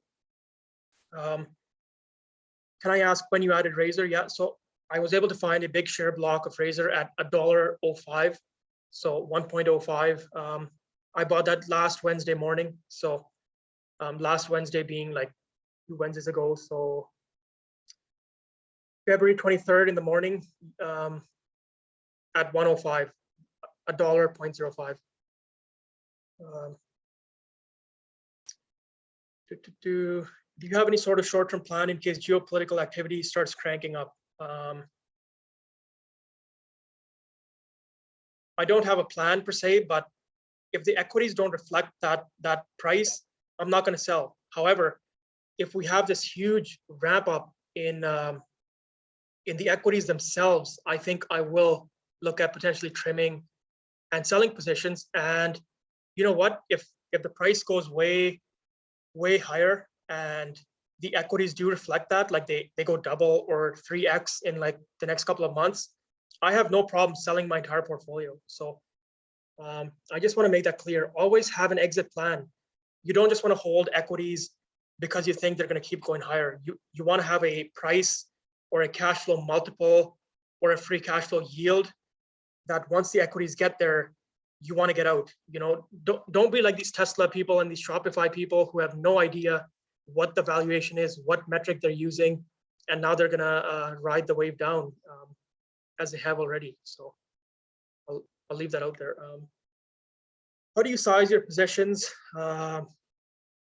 It's a little complicated and it's a changing mindset, but my biggest position, my 1A, 1B positions should be one company that's very high torque, but has downside risk. And the second being a company that hasn't really moved. So I still maintain the upside, but the downside is not very high. So like if the oil price drops $30, I don't think the share price of ARC drops more than 10%, 15%. So it very nicely complements my position in Surge. After that, the next like 30% or so is like a mix between high torque, unhedged equities mixed with the stable ones like Cenovus and Suncor again. And then the last 10% is Razor, I3, non-margin securities, you know, Saturn oil warrants, etc. So that's kind of the rough idea. For it, I'm roughly, of my entire portfolio positioning, I have another probably 50 to 60% of its value in margin. So, you know, I have to play accordingly. I can't be buying too much Surge or buying too much I3. There's a certain way that I feel comfortable with this sort of setup. And I can get into very deep conversations on that, but that's the gist of it. Do I expect juicy dividends from Surge? So the dividend is coming. No matter what, it's coming. It's going to be roughly a 6% yield in Q3. If the share price goes up a lot, it could be a lower yield. But the nice thing about Surge is that, have a look at their corporate presentation. They have already hedged enough oil to pay the dividend. Like $30 to $40 million is what they said they would do, pay as a dividend. They've already hedged that oil for Q3 and Q4. So, you know, that gives me confidence that that's going to happen for sure. I chat with Paul Coburn every couple of months, maybe even monthly nowadays. So yeah, I don't just expect the dividend. I'm pretty confident it's going to happen. Oh, amazing questions here. Cool. Why are you not invested in debt-free companies? Because as I kind of mentioned before, when the oil prices are rising, you want to be in companies with financial leverage. They are much higher torque companies. You will get much better return on your investments. And I back that up because if you want to have a look at where I think oil prices are going, have a look at this macro outlook here that I did 2 weeks ago. It will kind of go through what I'm thinking and why I don't really care about debt. I think companies with more debt are actually better nowadays, and companies that are paying too much debt, I'm going to start trimming these companies because it tells me that they themselves don't understand the macro picture that we're in. They don't understand the structural supply market that we're in, the structural bull market based on undersupply. And yeah, that's the harsh reality of it. Where did I go here? Can you explain the difference in mandates between personal and white tundra? So I think maybe this question was put just before I said that, but the personal portfolio is in the TFSA and a lot of US dollars, so I can go a little bit more riskier here. It's just a more risky portfolio based off options and surge here, whereas this is heavily on margin.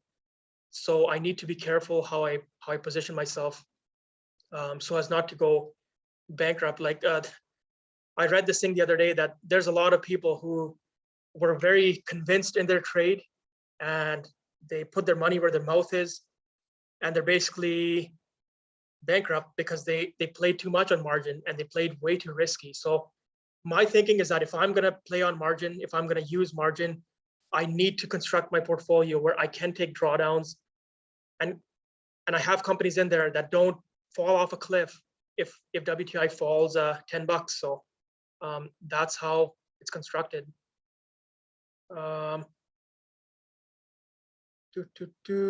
Any thoughts on Vermilion? Big fan. I think their Q4 is going to be good. The 2022 guidance is going to be over $2 billion, I think, of a cash flow. 1.75 billion of free cash flow. The European gas is really helping them.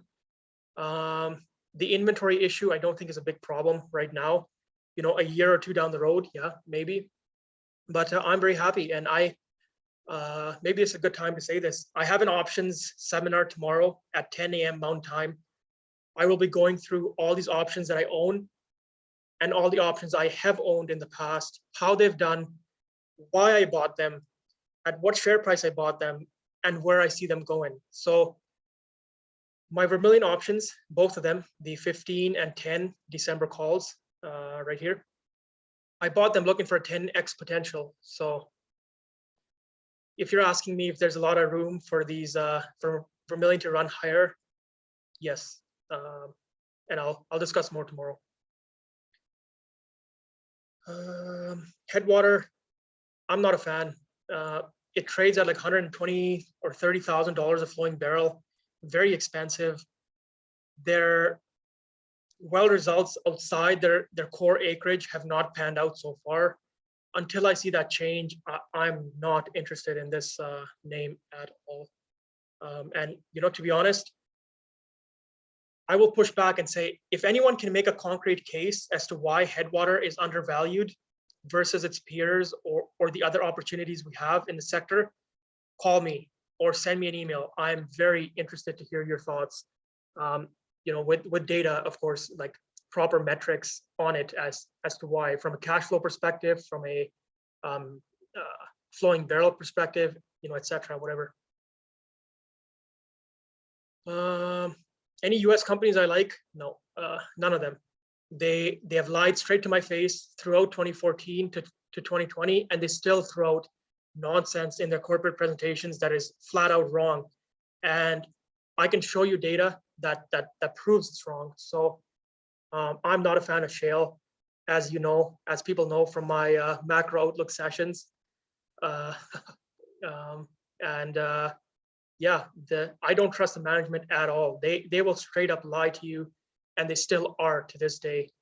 Yeah, and I've got data to prove it, like I said. So if you think there's any company which you're really a fan of,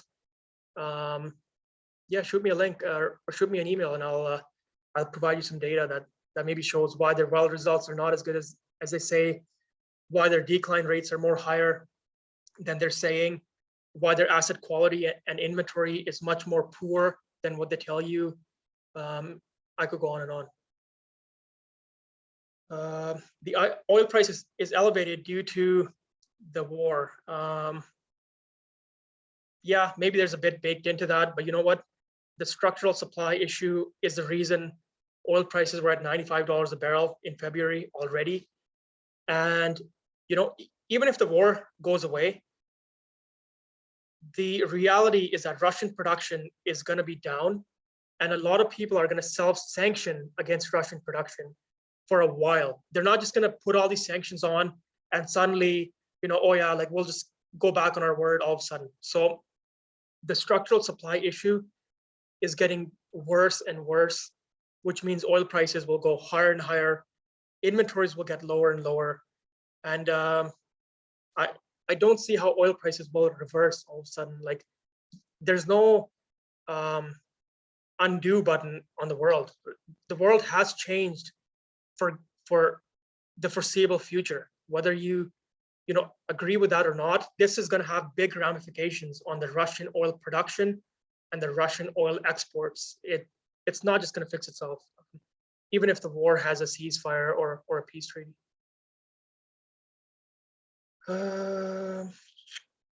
What makes you invest in manganese X? So it's only 1% of my portfolio. There's two reasons I'm in manganese. A lot of new batteries for EVs, which I'm not saying they're going to take over the world, but there's a lot of domestic EV electric vehicle manufacturing coming online. Okay, how long that fad lasts, I don't know. But a lot of recent batteries are now using manganese, and Manganese X has their lands in Eastern Canada, which is a very good place to be.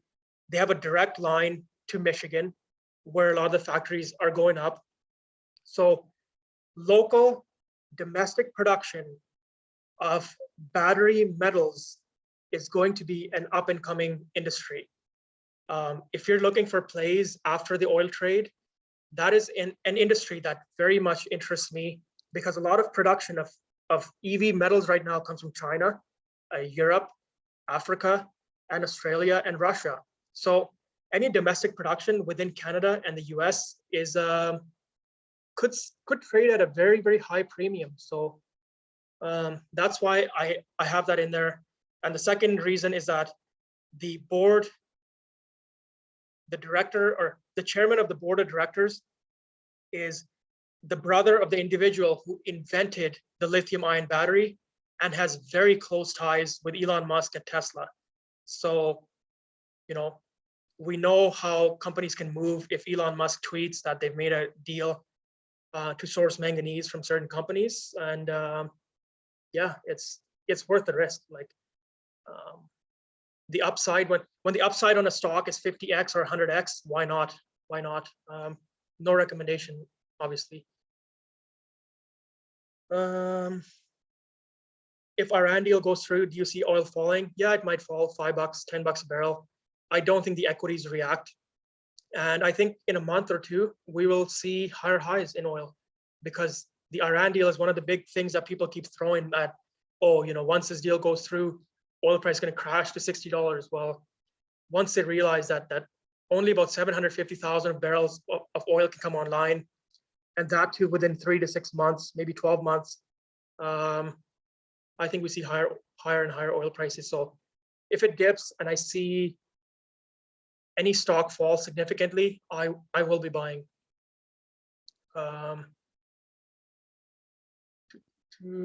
What relative change between two stocks would prompt you to trade?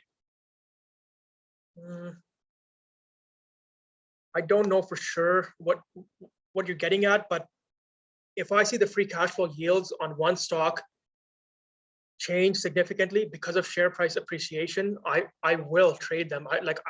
I'm happy to sell the entire position and move into something else.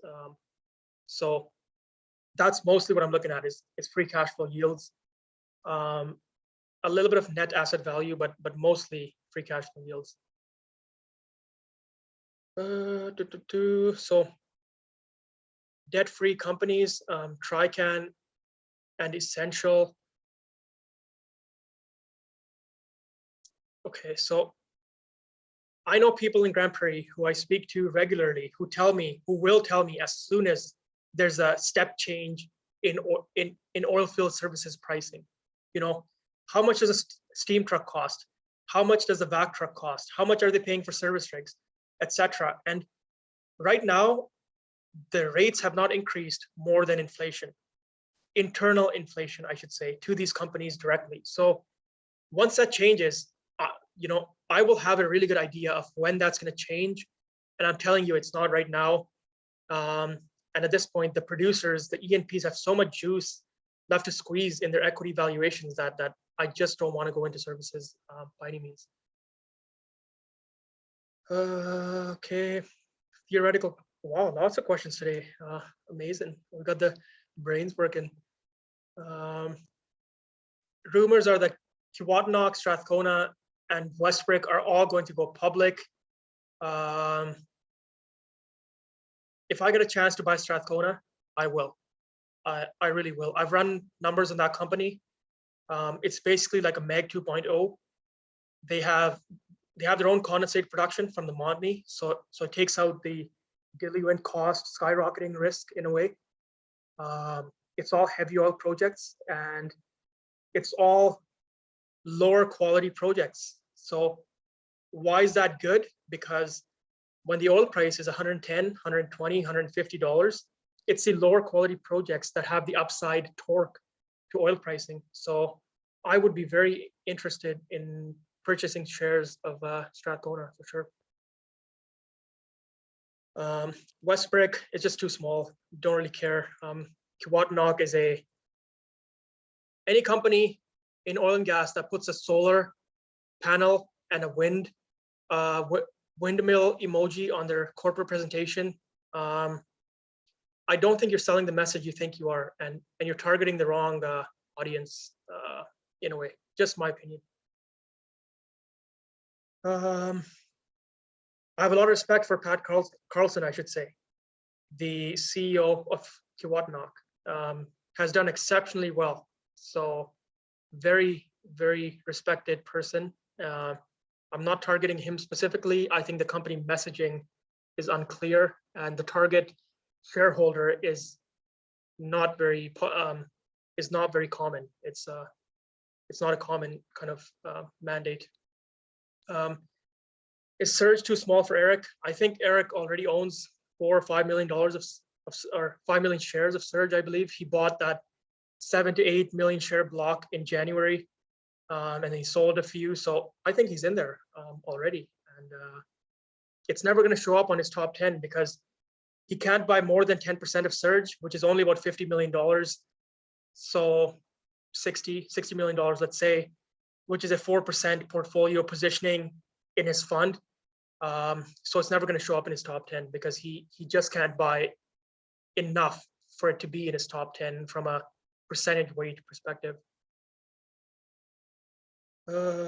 Any thoughts on the Leucrotta? Again, big fan. They have one of the only remaining acreages in the Montney that's been undrilled and still can be explored. They will suffer because of the blueberry issue going on in BC right now. John Brusa is buying a lot of shares. He, I believe, is on the board of directors. And check out Leucrotta's board of directors. There's one person from Pipestone, one from Hammerhead, one from Velvet, one from 7 Generations, companies that have done exceptionally well in the Montney, high growth companies. So if these kinds of people are on the board of Leucrotta, I feel very, very damn confident that they know what they're doing, and they will bring this company to future success. It's just too early. It's way too early in their development cycle for me to really take a position. Until if some of these equities go up 2x or 3x, then I might look at some of these other plays for future growth. Eric Nuttall mentioned that Vermilion had 6 years of inventory, so it's very cheap to buy inventory right now in Canada. Very cheap, like 2 times cash flow, 1.7 times cash flow. You can pick up stuff in Southeast Saskatchewan, in the Viking. I don't know about the Powder River Basin where Vermilion is, and then the European gas, of course, is going to have low inventory because there's no drilling allowed there anymore. So it doesn't really matter. They're taking this asset into like a decline, blow down state. So, and they're making tons of cash while they're doing that. So I'm not really concerned because it trades at such a good free cash flow yield that I'm not concerned about them making a huge acquisition, because they've got hit hard on previous acquisitions, and they will be very careful now. The new management seems to understand what's going on. They have a dividend coming out in next week, I believe. So yeah, very happy. Thoughts on CGX Energy? Yeah, threw me right under the bus there. I don't recommend it. I will tell you to have a look at their corporate presentation. There's big problems with this company. One being the financing. Guyana is a big boys play. These little firms that they're trying to make a big splash there are going to be running into a lot of cost overruns. They're going to be the second tier kind of producer there. They got to make a deal with the government. So lots of headwinds here. I don't think their acreage is as good as they say it is. If you look at their acreage map, 60% of their block is in shallower waters than where all the oil is. So 60% of their block is basically useless already. So I'll leave it at that. Is there potential here? Yes, definitely. But there's a lot of things that need to go right for this to become a 5 or 10 or 20x play. Whereas I'm getting much safer equities in Canada and even in the US that are can give me a 2 to 3 to 4x and even 10x like a Razor or a Saturn. So why take the risk? Is my opinion on it. What do you think is going to re-rate some of these stocks? The dividend, yes, massive dividend yields coming out, 7, 8, 10% will re-rate them. Aggressive share buybacks, and like I'm talking very aggressive share buybacks, will help for sure. And getting the message across. If you keep putting $50 WTI in your corporate presentation, what is a generalist going to think when they open your package and they see that in there? You have to up it to the actual reality of 70, 80, 90, $100 oil going forward. Get the message across. These companies have done a very poor job of explaining what they do and why they're going to make money going forward. And we need more of that. So that's what I think is going to be the catalyst. If the war goes away, it's a huge buying opportunity. Yeah, agreed. Yeah, I will be buying with any capital that I can get. I will be buying, yeah, for sure.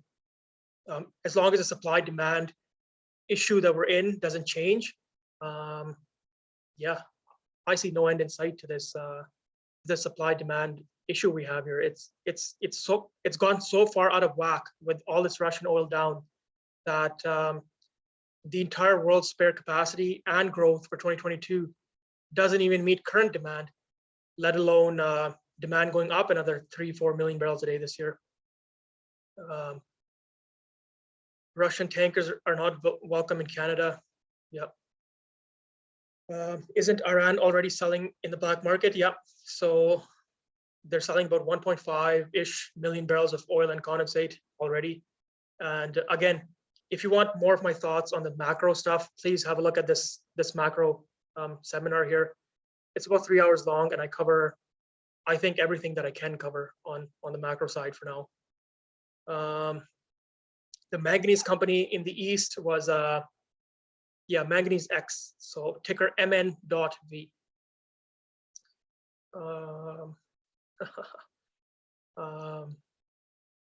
Yeah. Don't get fooled by these high risk exploration plays. Yes, there's a lot of potential there, but the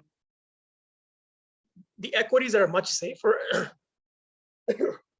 excuse me, that are much safer offer you a lot of upside torque already. So you don't need to go into these super risky exploration, long year kind of potential or thesis plays. There's just no reason to take on that much risk and uncertainty, in my opinion. Thoughts on New Vista? I like New Vista. My only problem with New Vista is they have take or pay contracts for more than their current production. Thus, they're forced to grow, and they can't really give you any share buybacks. They can't give you a dividend because they have to grow their production to this 80, 90,000 BOEs a day, because that's the pipeline capacity that they signed up for.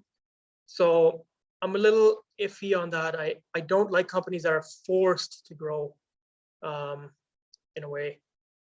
But great metrics, trades on a great free cash flow, or sorry, a great cash flow metric, not free cash flow, because they're dumping that back in the ground to grow their production.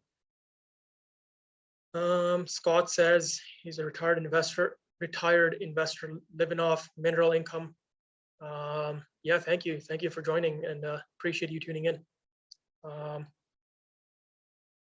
What's a suitable exit strategy? Again, I'm looking for free cash flow yields. When they normalize below 12.5% in the 10% area, I mean, I'm going to be selling for sure. You know, and I think demand destruction talks are just too early. So don't listen to people that are telling you that the oil price is going to fall because demand is all of a sudden going to fall off a cliff. That doesn't happen. In the 2008 recession in the US, demand fell by 5% only, in what they call the worst recession in decades and whatnot. So people telling you that demand's going to fall 5, 7, 10, 10, 15% are just crazy. But yeah, so that's my exit strategy is yes, free cash flow yields and dividends. When the dividends normalize in the 6 to 7% range, I think the risk reward in the sector will change. Can you explain why Eric is big into Headwater? He's held it since June. He's made 150, 175% on it. So yeah, I can't speak on his behalf, but I'm seeing things on the technical well quality and asset quality and well results side of things that is not looking good for Headwater going forward. Just my opinion. What do you think about Athabasca? I like the company. I like the free cash flow. Not a fan of management at all. And I will publicly say that it's just not good. They recently gave themselves 2.5 million shares in the recent option warrant grants. Not good. And a lot of free cash flow seems to be losing and like falling out of pockets. They lose 30 million here and 40 million there. And the wells performance, I don't think is really that great. Their assets are lower tier, but you know what? I've been wrong on this so far, year to date. And I think I will be wrong on this looking into the future, because if oil prices do hit 110, 120, 130, 140, Athabasca is going to make a lot of money despite its problems. So you know what? I just don't like investing in companies where I am actively having to fight the management to be on my side and try to make money for the company. I've lost money doing that in 2013 and 2014, and yeah, just something off about it.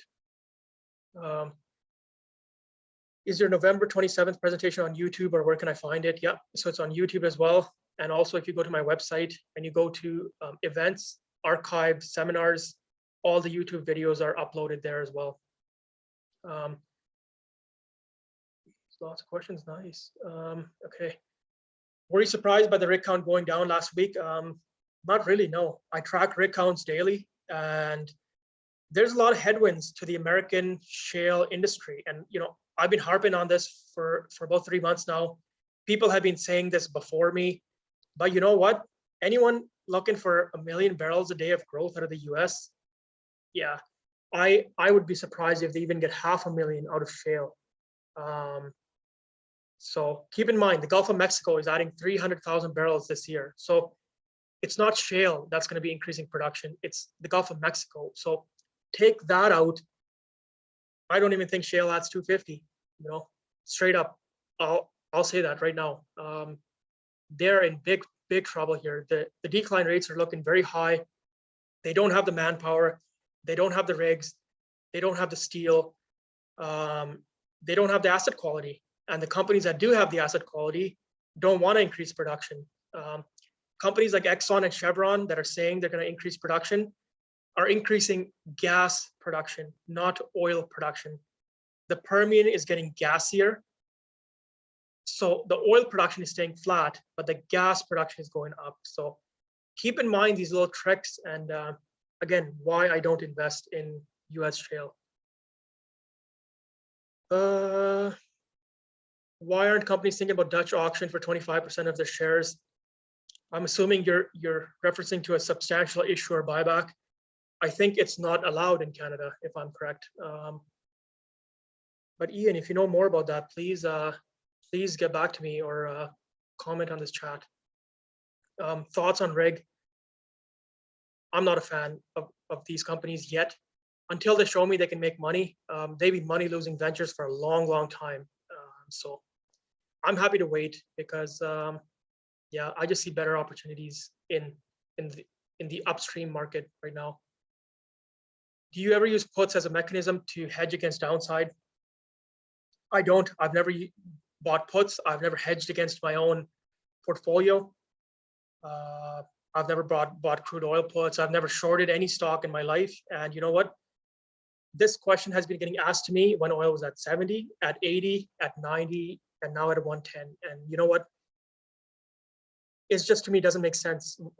You know, paying all this money for insurance against your own portfolio, and there's no way you can hedge against the downside that would happen if the portfolio does drop. If oil does drop from 110 to 80, there is nothing you can buy as a hedge that will correlate properly to the value of your portfolio or my portfolio.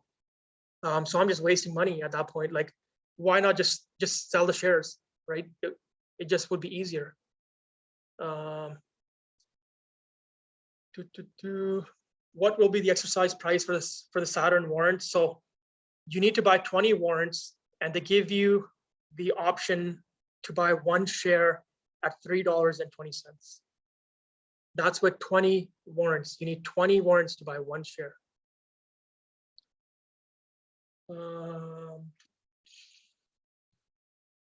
Yeah, so I'll talk about the option seminar more in the options tomorrow, 10 a.m. Mountain Time. Yeah, it's a quick, like 30 to 45 minute session, and I can take questions on options then. But I have not seen any option in the last 6 weeks that is even remotely been interesting to me, other than Baytex has some new options out for September and December 2022, which I'm keeping an eye on. Meg options have like a 40% premium on them, so I'm not buying for sure. Once I'm out of the oil trade, are there any other sectors I would look into? So I mentioned one there is battery metals. I think are going to be the big fad, and local domestic production can benefit highly from that. Helium, I like helium a lot in southern Saskatchewan, and potash. I'm in a private equity potash company right now. I think fertilizer and food is going to be big issues going forward. And agriculture companies and fertilizer, potash companies are going to make a lot of money. So that's what I'm looking at right now. But I have no problem with just cashing out either. I'm not, you know, oil and gas is my passion, and I'm lucky that I'm able to mix that with the financial investment side of things. I'm not well versed in these other sectors and industries, and I'm not trying to be either. So yeah, so I don't think I would ever be as passionate about anything, even remotely as close as I'm as passionate about the oil and gas and some of the other commodities space. Frontera, same problem as CGX. They're going to have to dump so much money in these exploration initiatives that I just don't think it's worth investing. And they have other geopolitical risk, I believe, in Colombia, if I'm not mistaken. So why? What's the point taking on all this risk? You know, with PetroTal, I know Peru. better. With Gran Tierra, their Colombia operations are pretty stable, and same with Frontera stuff, but you're adding geopolitical risk and exploration risk. So, it's just too much for no reason. Any thoughts on production increases from the Bakken? Yeah, can it add 100,000 barrels a day this year? Yeah, but not material, and the wells are just in poor shape. Like, there's not much asset quality left here. The gas oil ratios are going through their roof in the Bakken, so they're going to need more and more gas processing, which adds operating cost on the existing production. So I'm bearish on the Bakken and Bakken producers in general. Windfall profits, I keep getting asked this. I don't think it's going to happen. They already make a lot of money from the royalties and the corporate taxes. So how much more can they really squeeze out of these companies? I think not much. There's really not much to give. The industry has been suffering for a long time, and they will push back tooth and nail against any sort of nonsense like this. Thoughts on Africa oil? Same thing. I don't understand why people are so interested in these companies when there's such good companies in Canada with low decline rates, no geopolitical risk, no exploration risk, that are going to give you 2, 3, 4x's at this oil price within a year. So yeah, I don't really care about Africa oil. They have a 7% stake in the Shell success in that Namibian well in Namibia, but very poorly hedged throughout 2022. So yeah, just not worth the extra reward potential is not worth the extra risk that I'm taking on.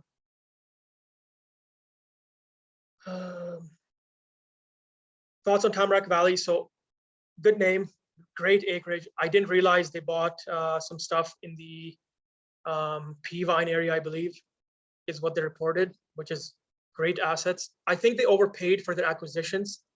So the stock price will kind of lag for a bit because of that while they digest that.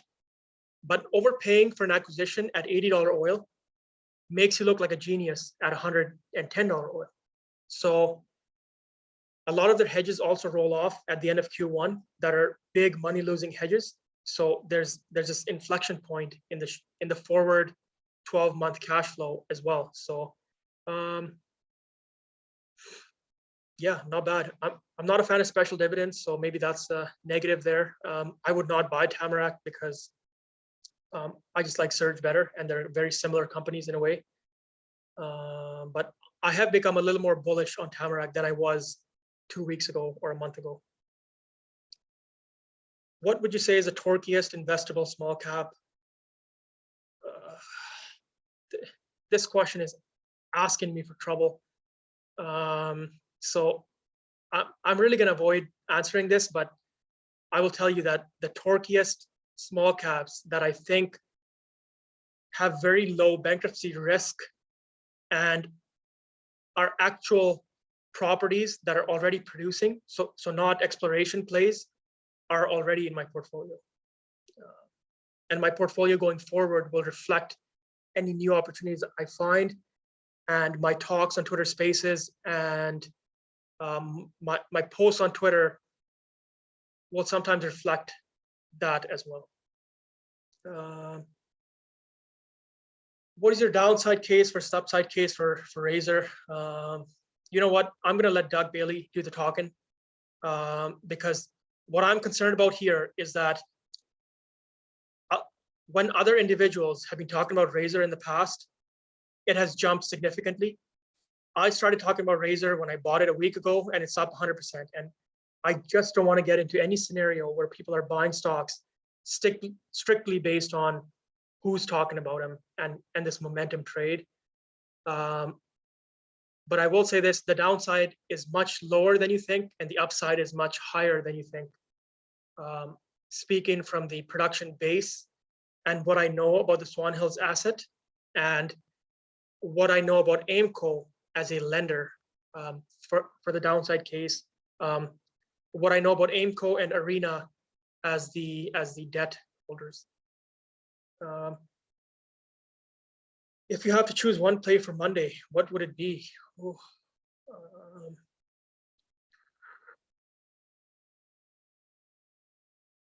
it all depends on your risk profile. I mean, for me personally, I like adding to MEG here. I think despite its run up on Friday, I would still be adding to MEG because the share buyback is coming. The current float is very tightly held. So all the share buybacks are going to take all these weak hands out, and insane free cash flow, insane. You know, run my spreadsheet on MEG and you will see what I mean. At 110, 120, and 140 oil, yeah, there's nothing with higher torque. Even some of the small caps fail to get the torque to higher oil price that MEG has. Yeah, thanks for joining. Appreciate people sticking around. We're unfortunately almost at 3 hours again, but I love it. I like I said, Shubham, could I ask you a question? yeah, go ahead. Yeah. You just give me 1 second. So now the summation of everything here that we covered this. A lot of the guys that are going to be watching are new guys to the space. Other sectors aren't working out, and all they hear is, okay, well, energy is going up, so now they're coming into the trade, and they're not maybe associated with some of the qualities it has that distinguish it from some of the other sectors. So when a guy who's just first starting off, what are his recommendations, the type of names to get into?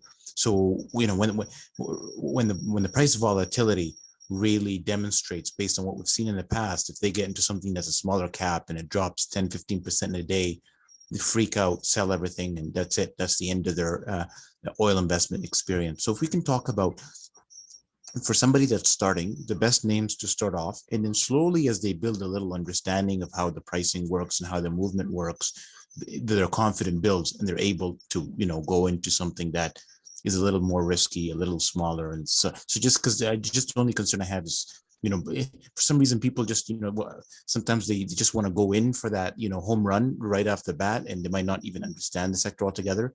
And then when they see, a drop in WDI, freak out and so forth. So just maybe like, what's the best way for a beginner listening on the call to enter the sector, the type of names? That's it. Thank you. Sure. Yeah. So for people trying to get in right now, and you still want to participate in the upside with low downside, what I can tell you is, you don't want to worry about inflation, etc. Buy low decline conventional producers with low debt. Okay. So conventional producers would be your oil sands, and then your producers like Surge, producers like Tamarack Valley, Baytex to some extent. These kind of producers that have not too much exposure to the inflation, because their oil doesn't decline very much, so they don't have to jam all this money back to keep their production flat. So producers like these are relatively safer to get into. Even a company like Cenovus, the debt is very, very low, and the downside risk is almost zero at this juncture where we are now, if you believe in the macro outlook as it seems to be shaping up. And then as you get into your oil investments and you want to invest more, look at condensate plays are my second favorite. So Spartan Delta, Arc Resources, Pipestone, Kelt. Plays like this give you the upside to some of this huge pricing increases, and you are exposed a little bit to the inflation in these high decline wells, but you get more of the upside. And to come back to conventional fields like Crescent Point and Whitecap are two of the stalwarts in this space. Like, big enough that they can get enough exposure, and the debt is like not really a problem, and scattered assets that are not exposed to risk to one certain asset, underwater flooding, low decline.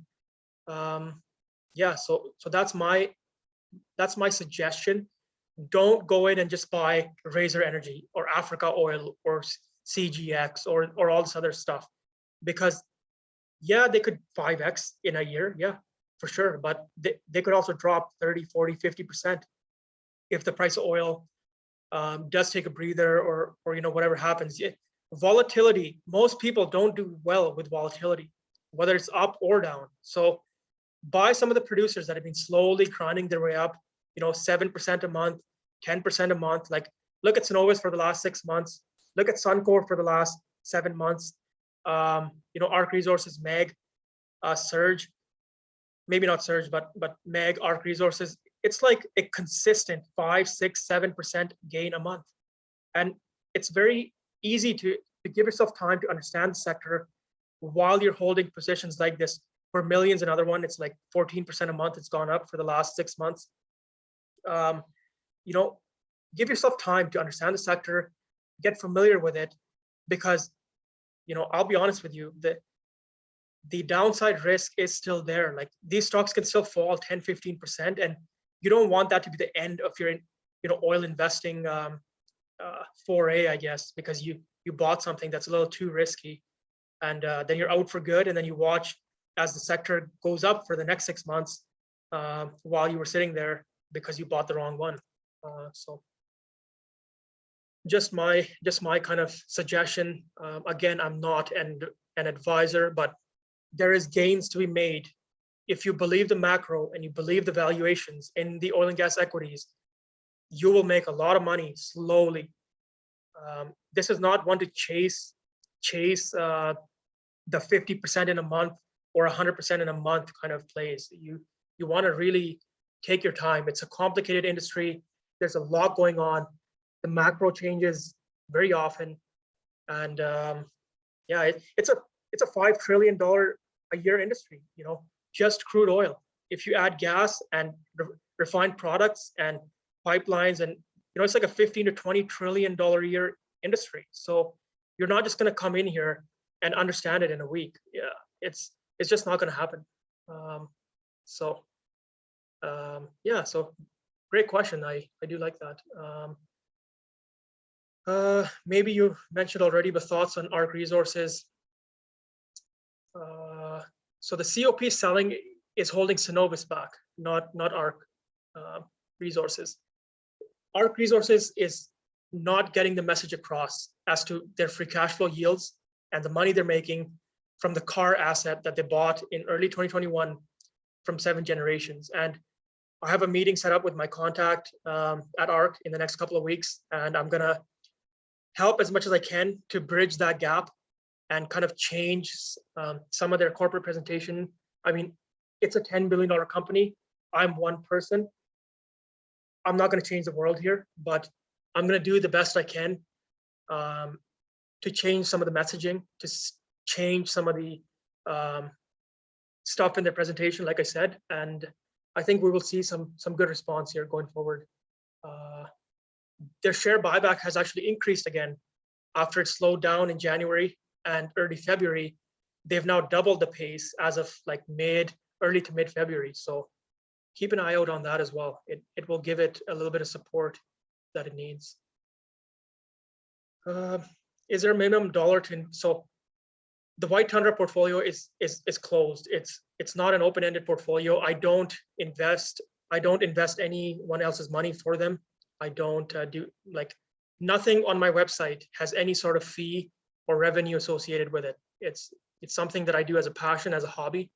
The White Tundra portfolio is labeled as such because when I used to do my contract operating and contract engineering work, I had set up a corporation to do that, and the money was in the corporation, and thus it has continued on within the corporation, which is now an investments company. So yeah, unfortunately, I have no plans of ever opening a fund or allowing outside investments. Yeah, that's that's just the way I run things. I guess it's just too much pressure and too much stress for no reason, and I just don't find it fun anymore. If something becomes a job, it's just not fun. Whereas I basically live life on my own terms. I work my own hours. I do whatever I want, live wherever I want at this point in time, which is the freedom that I think is not there if I open an actual fund. The recording will be available by tonight. I will have it uploaded in a couple of hours here. Sometimes YouTube glitches out and it takes like 3 hours for them to go through it because they think there's some plagiarized documents or something like that, but it will be on there by tonight for sure. ARC Resources, you mentioned that you're not a fan of natural gas. Yeah, you betcha. Condensate is the majority of ARC Resources revenue stream. Yes, it's not the biggest part of their production, but it's the biggest revenue stream, especially when you add liquids. ARC produces about 50,000 barrels of natural gas liquids. So propanes, butanes, ethanes, which are now selling at prices that oil used to sell for. You know, natural gas liquids are selling for 60 to $65 Canadian a barrel. So, you know, that's one of the big secrets that I think ARC is not getting the message across properly. But ARC Resources, it's still a liquids play, and I get free upside on the gas. Win-win, in my opinion.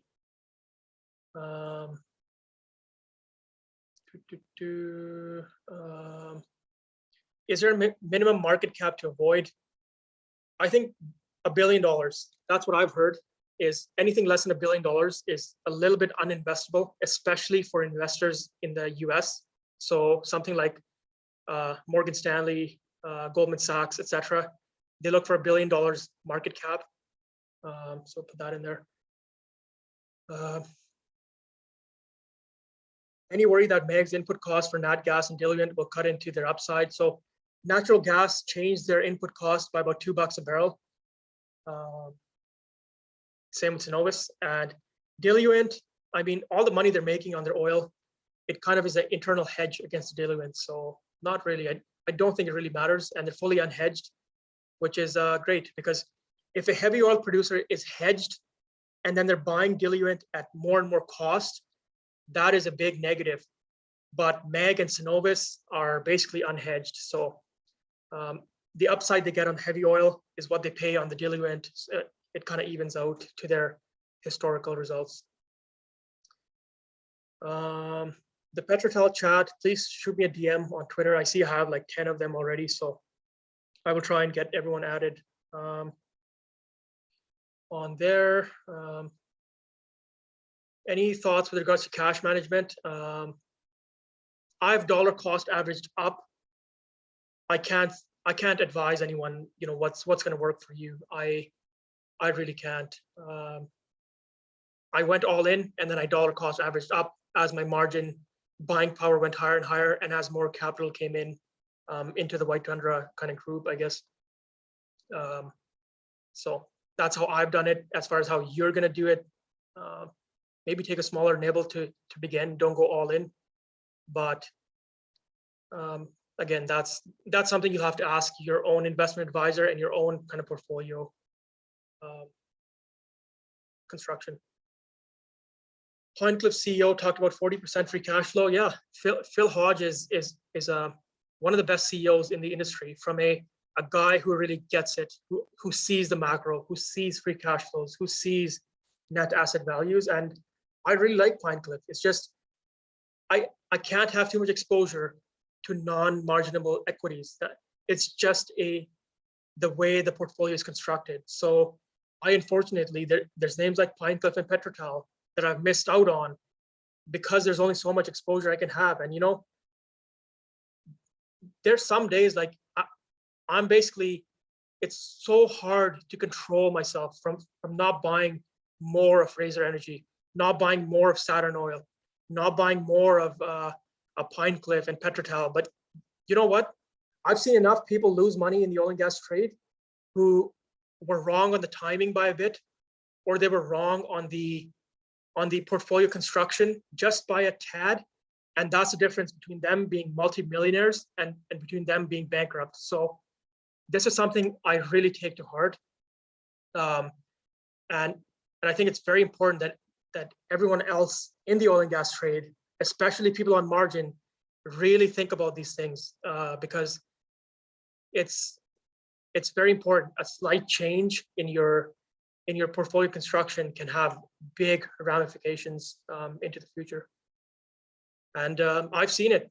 I know people who personally, if they'd been 6 months ahead or behind on the trade, or if they had not invested in one junior company and invested in another, they would be flying in their private jets now instead of whatever else they're doing.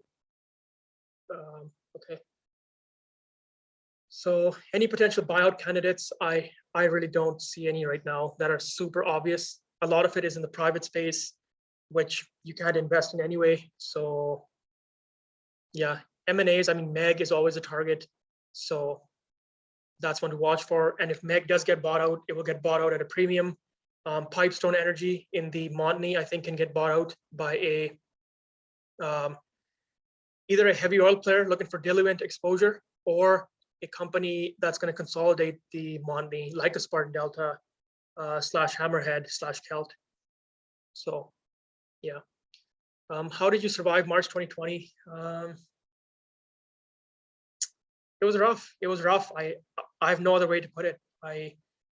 December 2019, I went on a nice trip to Vegas and LA and Cabo and had a great time, and went basically all in at that point because I saw cracks in the American shale production, and I had basically every dollar to my name invested, and I was thankfully not on margin then and had no options at that point, and I barely survived, and I had companies go bankrupt in 2013 and 14. I lost a lot of my student loan money back then, and you know what, I feel that's what has given me the mental strength and the mental fortitude now to really be careful and spend the time on a lot of these things that I think, again, I think it's been a boon to me. I always prefer losing money, and any investor I think should be losing money right at the start, because it helps you way more in the long run than making a ton of cash.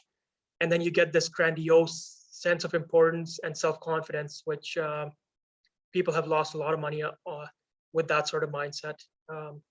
So I'm thankful for going through 2013, 14 and going through March 2020, because it has really helped me in the last 18 months, and I think, or in the last 2 years now, and going forward. What's your biggest insight about IPCO? Big fan. Another one that I'm a big fan of. I think the free cash flow yield is great. The assets are great. My question is, what's the catalyst? What's going to get people into IPCO? They don't have a local management. They don't really get the word out. There's this big headwind that they might be looking for acquiring companies, which is not what shareholders want these days. They got to spend $550 million US to sanction their BlackRock project. So, that's kind of where I am on it. If it continues to lag in a way, relatively, I would look at buying a position, but right now it's just too close to Surge, and Surge has catalysts coming up with their multi-leg horizontal wells. Their Southeast Saskatchewan wells pay out in less than 50 days. The dividend is upcoming. The hedges are rolling off. So I want to buy companies with a lot of catalysts, not something that for some reason is just sitting there. What is a healthy margin percentage? Again, I have no answer for you on this. You'd have to look at your own risk tolerance. And the healthy margin percentage changes based on how your portfolio is constructed. If you have too many high risk plays that can draw down a lot, your healthy margin percentage is lower.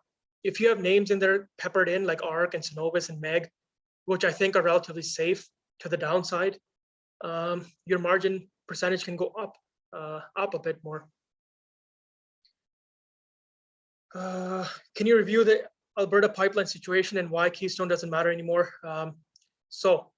Great point. So I have an article right here on the homepage. If you go to homepage under featured articles, Canadian oil egress, latest developments, that will give you the latest and greatest on what's going on the Alberta pipeline situation and why we have way more pipeline capacity than we need at the moment, by a pretty significant margin, contrary to popular belief and contrary to what the people who don't do the work will tell you.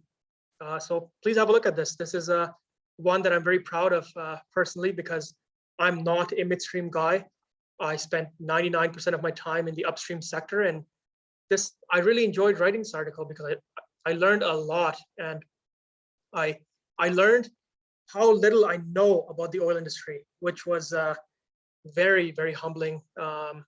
You know, that the midstream and downstream sector are just so complicated, and add that to the upstream sector and the financials and the hedgings and the, you know, whatever else. This industry is way bigger than any of us think. If Alex asks, would you take a PetroTal board seat? Sure, I'm game. I think I really enjoy things like that. I don't think that's going to happen by any means. But there are companies that are smaller in the Canadian space where I am building a relationship with management, and I hope in the recent future I can purchase enough equity to be in the situation that Alex is in with PetroTal. So I'll just leave that in out there. Yeah, thanks for even a comment like that. That's great. Why did you pick Surge over Obsidian? They're basically the same company. They both end up at the same place. You know, I was running 2022 E metrics, 2023 end metrics, and they all came to the same conclusion. So why Surge? Because I know the management, I know the properties. I've been in it for almost a year now, and I think they're going to do some. They have the potential to do some more bolt-on acquisitions because Paul Coburn has really good connections throughout the industry. So they have a dividend upcoming. They have the hedging rules off, which is a big catalyst kind of going forward compared to Obsidian, where it's already priced in a way.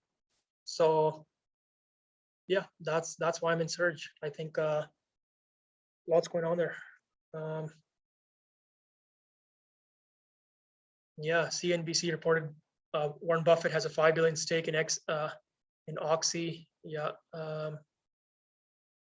yeah, I think he's in Suncor again as well now, isn't he? I'm not too sure, but I'll have to look into that. Would you buy Surge before or after March 2020? So I've been following Surge for a long, long time. I had shares since 2016, I believe, which was a very small position. And I sold that in probably early 2021. And then I ended up buying my huge position in kind of throughout summer of 2021, which is now, like I said, where is it? 28% of my White Tundra portfolio, and then 34% of my personal portfolio. So yeah, but oh, okay, that changes the question. The reserve report coming out on this Thursday is going to shock people. And I've been kind of getting the word out, but it's going to be over $18 a share of reserves at $73 oil. For people that know reserves, heavy oil producers, as the oil price goes up, where you're checking your reserves, they get higher and higher torque to that reserve value.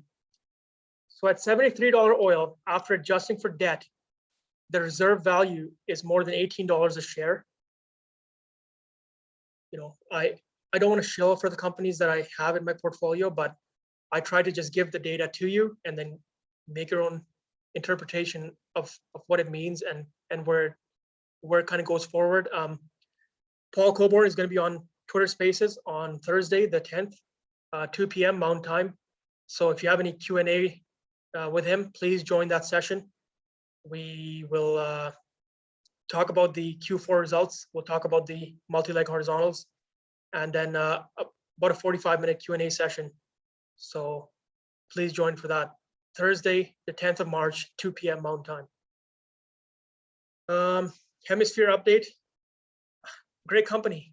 Big fan of the company, the assets, and the management, and the same problem. I only can have so many non-marginable equities, and Hemisphere, I didn't see the catalyst on it as I see with i3 and Razor and Saturn Oil in a way. So I would love to own more of these smaller companies, which actually screen better on free cash flow than some of the bigger ones and than some of the ones I have in my portfolio. But I am very careful, again, with my portfolio construction. This is something that drives my kind of day-to-day, my month-to-month changes in my portfolio construction. I do not want to end up like one of those poor suckers who just went too close to the flame in a way. Yeah. Okay, well, over 3 hours in here, so we'll end it here. Thanks again for everyone who joins this and you spend your whole, or part of the best part of your Saturdays, I guess, where you could be doing something else on these. And really appreciate the support. I've got some amazing emails in the last couple of weeks. People have been able to make some money off these presentations. They've been able to sleep better at night, and it really keeps me going. Provide as much information as I can. The Hey, recording. Shubham, you're gonna have to open your tips on your Twitter here. I mean, you're gonna have to allow these guys an opportunity to share their appreciation with you there. Tips and gifts, fellas. It's time to show your appreciation. Well, look, I'll be honest. The money doesn't mean anything to me. It's you sharing this content with other people, and you, sharing some of the videos, having a look at the YouTube seminars from earlier, means a lot more to me than money ever will. So, just the fact that you spend your time here and take time out of your day. I know there's people who've been sharing these clips and being getting the word out. I think that really means a lot to me. And yeah, like Paul says here, if you want to donate, please donate to your favorite charity. I'm never going to open my tips up or anything like that. If anyone wants to talk oil and gas, my cell phone is always open. My email is always open. I'm happy to share my thoughts. I had like a 3-hour conversation last week with someone who reached out to me, which I really enjoyed. We talked about a lot of names and what he likes, what I like, etc. And yeah, this recording will be will be posted by tonight. I hope to see everyone or whoever has time, I hope to see you at the options seminar tomorrow, 10 a.m. Mountain Time. The link again is on the website right here. So this is the link for the macro outlook, and and the valuations, and this is the link for the seminar tomorrow. We will see you then. And again, if you have any questions, my email is at the bottom here, info@whitetundra.ca. I have a contact us page as well. So do that. And yeah, like I said, next week we'll have the macro outlook, which is about 3 hours. And then we'll followed by Paramount, Pipestone, IPCO. April 2nd, we have a special UK seminar coming up. So i3 Energy, Serica Energy, and there's a third one now that I forget, which we're gonna try and get the UK kind of financials mixed in with the Canadian way of doing things. And then April 16th, we have, I can't remember now, but I know it's Obsidian for sure. And then there's 2 other companies that I've put in there, and always open for suggestions. If you have other companies you want me to cover or go through again, please let me know and I'll add them to the list. And yeah, thanks again, and hope everyone else has a great rest of their Saturday. I'm gonna go have dinner here, and we will catch you all tomorrow. And if not, we'll catch you on the Twitter Spaces with PetroTal or one of the various other Canadian oil spaces that seems to be going on these days with the renewed interest. So thanks again, and cheers.